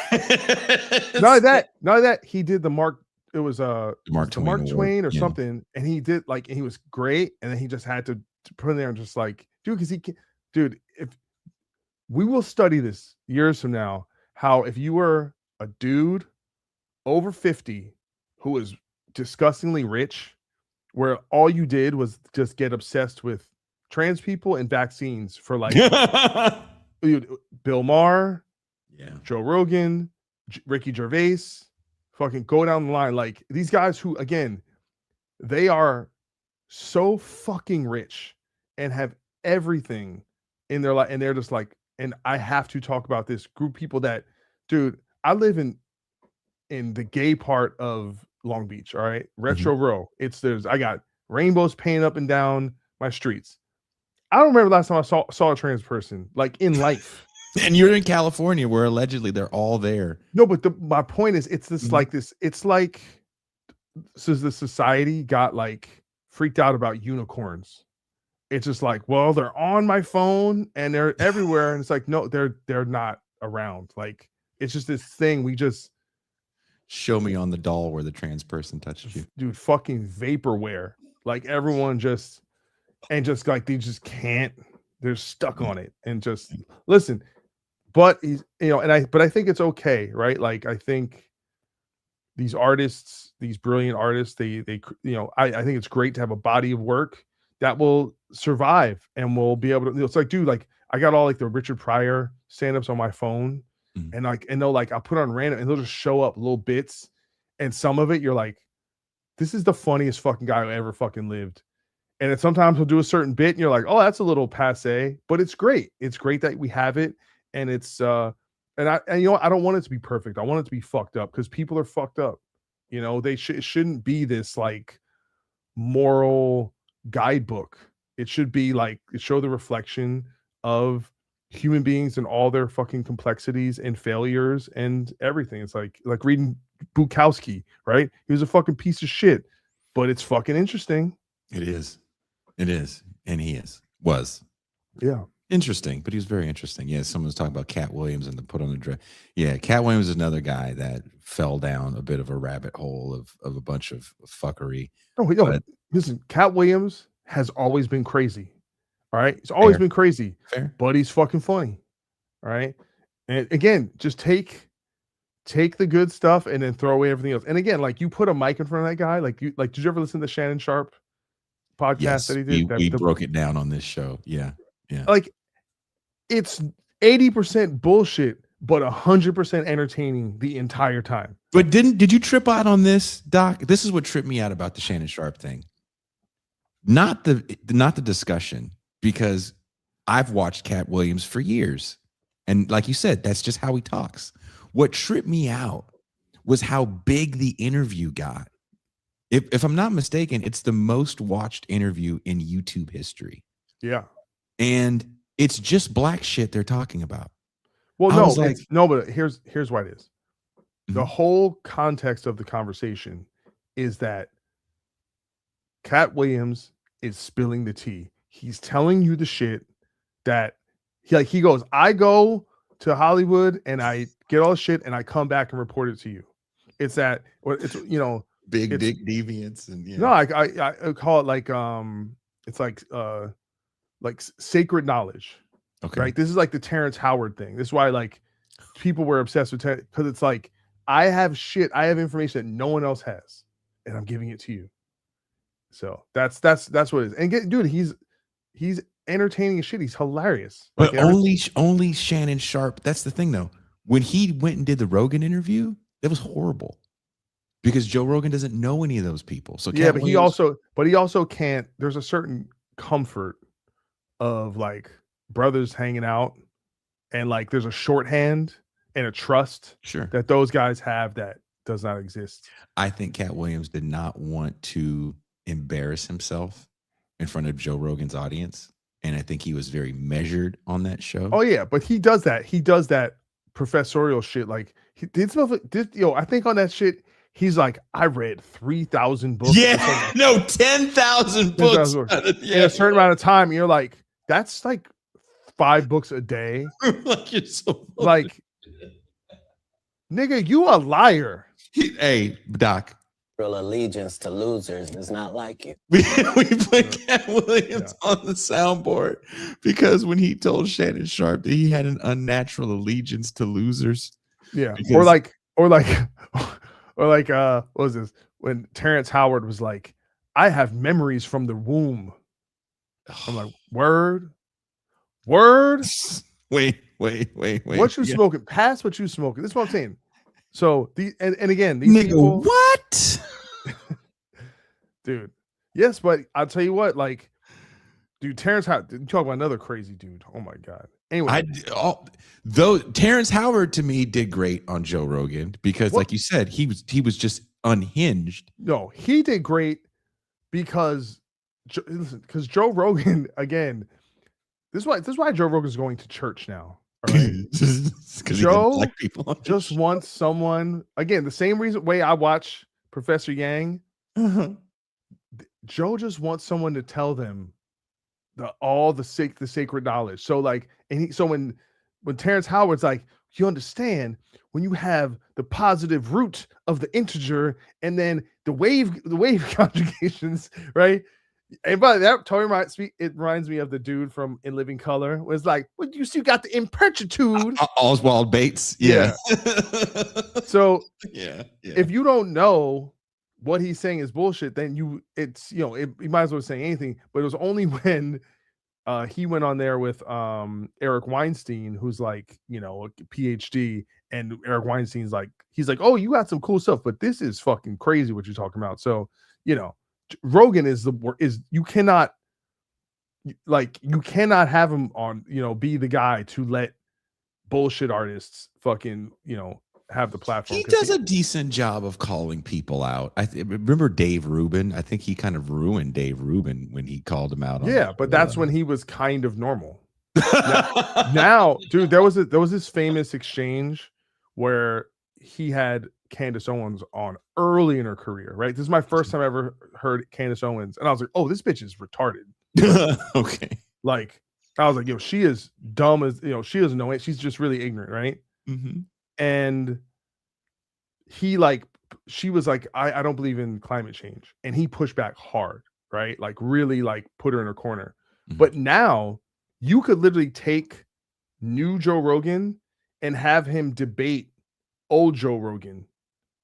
And then they could debate each other because he's just completely flipped his what he believes. So he pretty much only he rarely has anyone on left of center almost ever. I mean, it's still a shock that he had. I think Ben was on. If it wasn't the same year, it was right around the time where he had Cornel West and Bernie on, and then he had Ben on a little bit later, which was interesting. Ben Shapiro? No, my friend Ben Burgess. Okay, actually was on this show. I mean, he had James Tallarico on recently.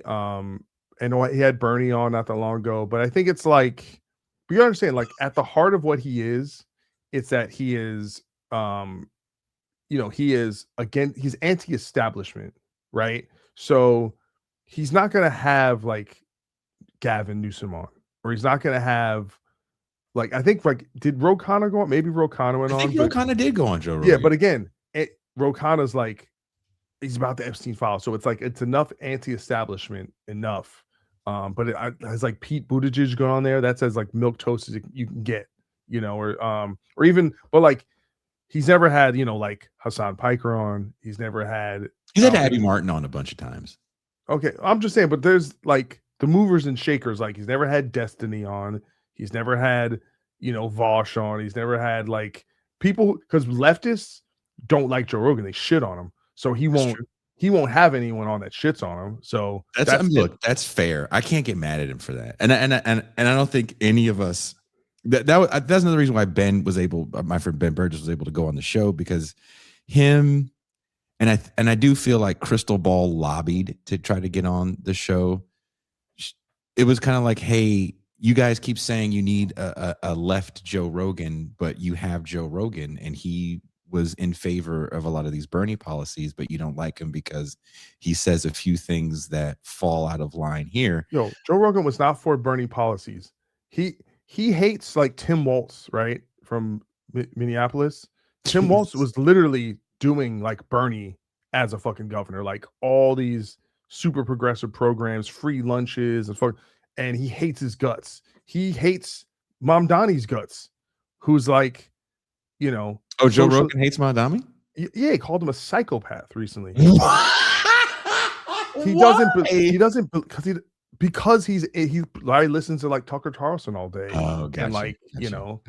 And bench whoever, who knows what but he's just in that bubble. He's a right winger. That's what he. So he doesn't know the policies. He'll be like, I want free healthcare. He's like, why'd you vote for Trump? Shut up. It's not cohesive. Anyway, dude, I really actually do have to go. Yeah, we've been talking for 3 hours. Get the fuck out of here. Yeah. All right, brother.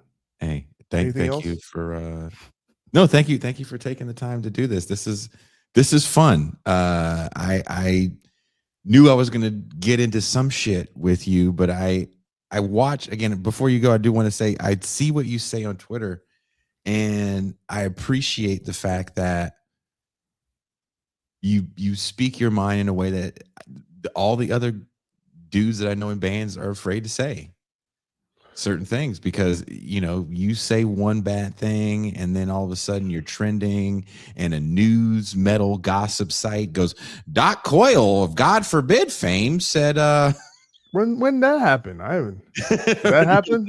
I hope. Well, you'd hope it doesn't happen, but Yeah, right.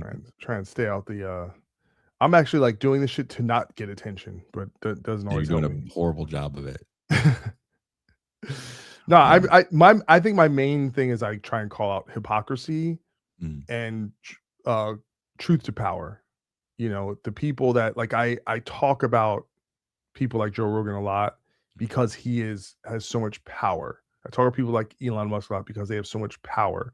And I call out this hypocrisy because all these people said we want blank.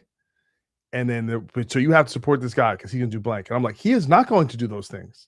And now that's not happening. And I'm going, I want to see how you react now, because the thing you said that he wasn't going to do, he's doing. So how do you, and so I'm like, I think it's a really interesting point to understand how people exist in the space. And are they, will they change their mind? Will they admit they're wrong? Will they just become like, and it's amazing how many people have just become all these people who are such contrarians and such, I'm a dissident, are just like, partisan stooges. They're just a bunch of Sean Hannitys out there. And by the way, I put someone who was like, after Biden, like, fell on his dick in that fucking debate. If you supported Joe Biden, like, he's fine. I'm like, you're a, partisan and you're a propagandist and you're not for the truth. You're just about, it's like, well, you got to call out balls and strikes, and it doesn't matter who it is. And so that's what I try and do. And I just want to know the truth, because I'm not gonna be right all the time, and I'm not gonna, I hate when like I post a video and it turns out as a fake video. I'm like, God damn, you feel like an idiot. Like, when you do something, I don't want to do something just because it's like my side. I don't want to have a side, really. I want to fucking be about what's right and have it, I think you should be about your principles, and that should be consistent. Your principles shouldn't change, even if, like your views might change, but there's certain things I think should remain stalwart, unless you were just off. At some point you were just like, yo, I was fucked up. I thought murder was cool. Yeah, I was really in a bad place. I listened to a lot of hip hop. Billy Corgan was right. I'm not into murder anymore. It's the Corgan effect, right? He was right. When you listen to too much hip hop, you just go on murdering people. Corgan, respect, all right?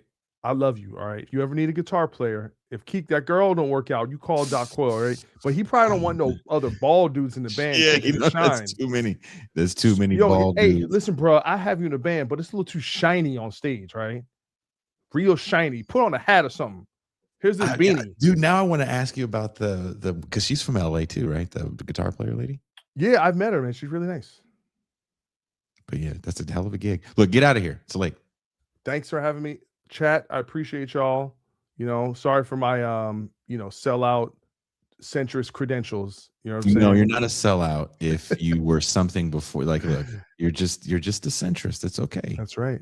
It's okay. But you didn't sell out, because it wasn't like you were like, in Rage Against the Machine yesterday, and all of a sudden now you're like, yeah, Kamala had a point. No, you're fine. All right. Be good. Peace. Oh, wrong button. Sorry. Hold on. Wait. Now, Doc Coyle, guitar player from God Forbid. Someone says, is Billy really that talented? He was one of the biggest rock stars in the world at one point in time. So, Dr. Claus says selling out means you took that lobbyist money. And I'm sure Doc didn't do that. No, I don't think he took lobbyist money. But when you're a person that has to do a lot of hired gun gigs, you probably want to just keep your mouth shut and be invisible and get the hired gun gig. You know what I mean? And ability alone sometimes can't get you those gigs.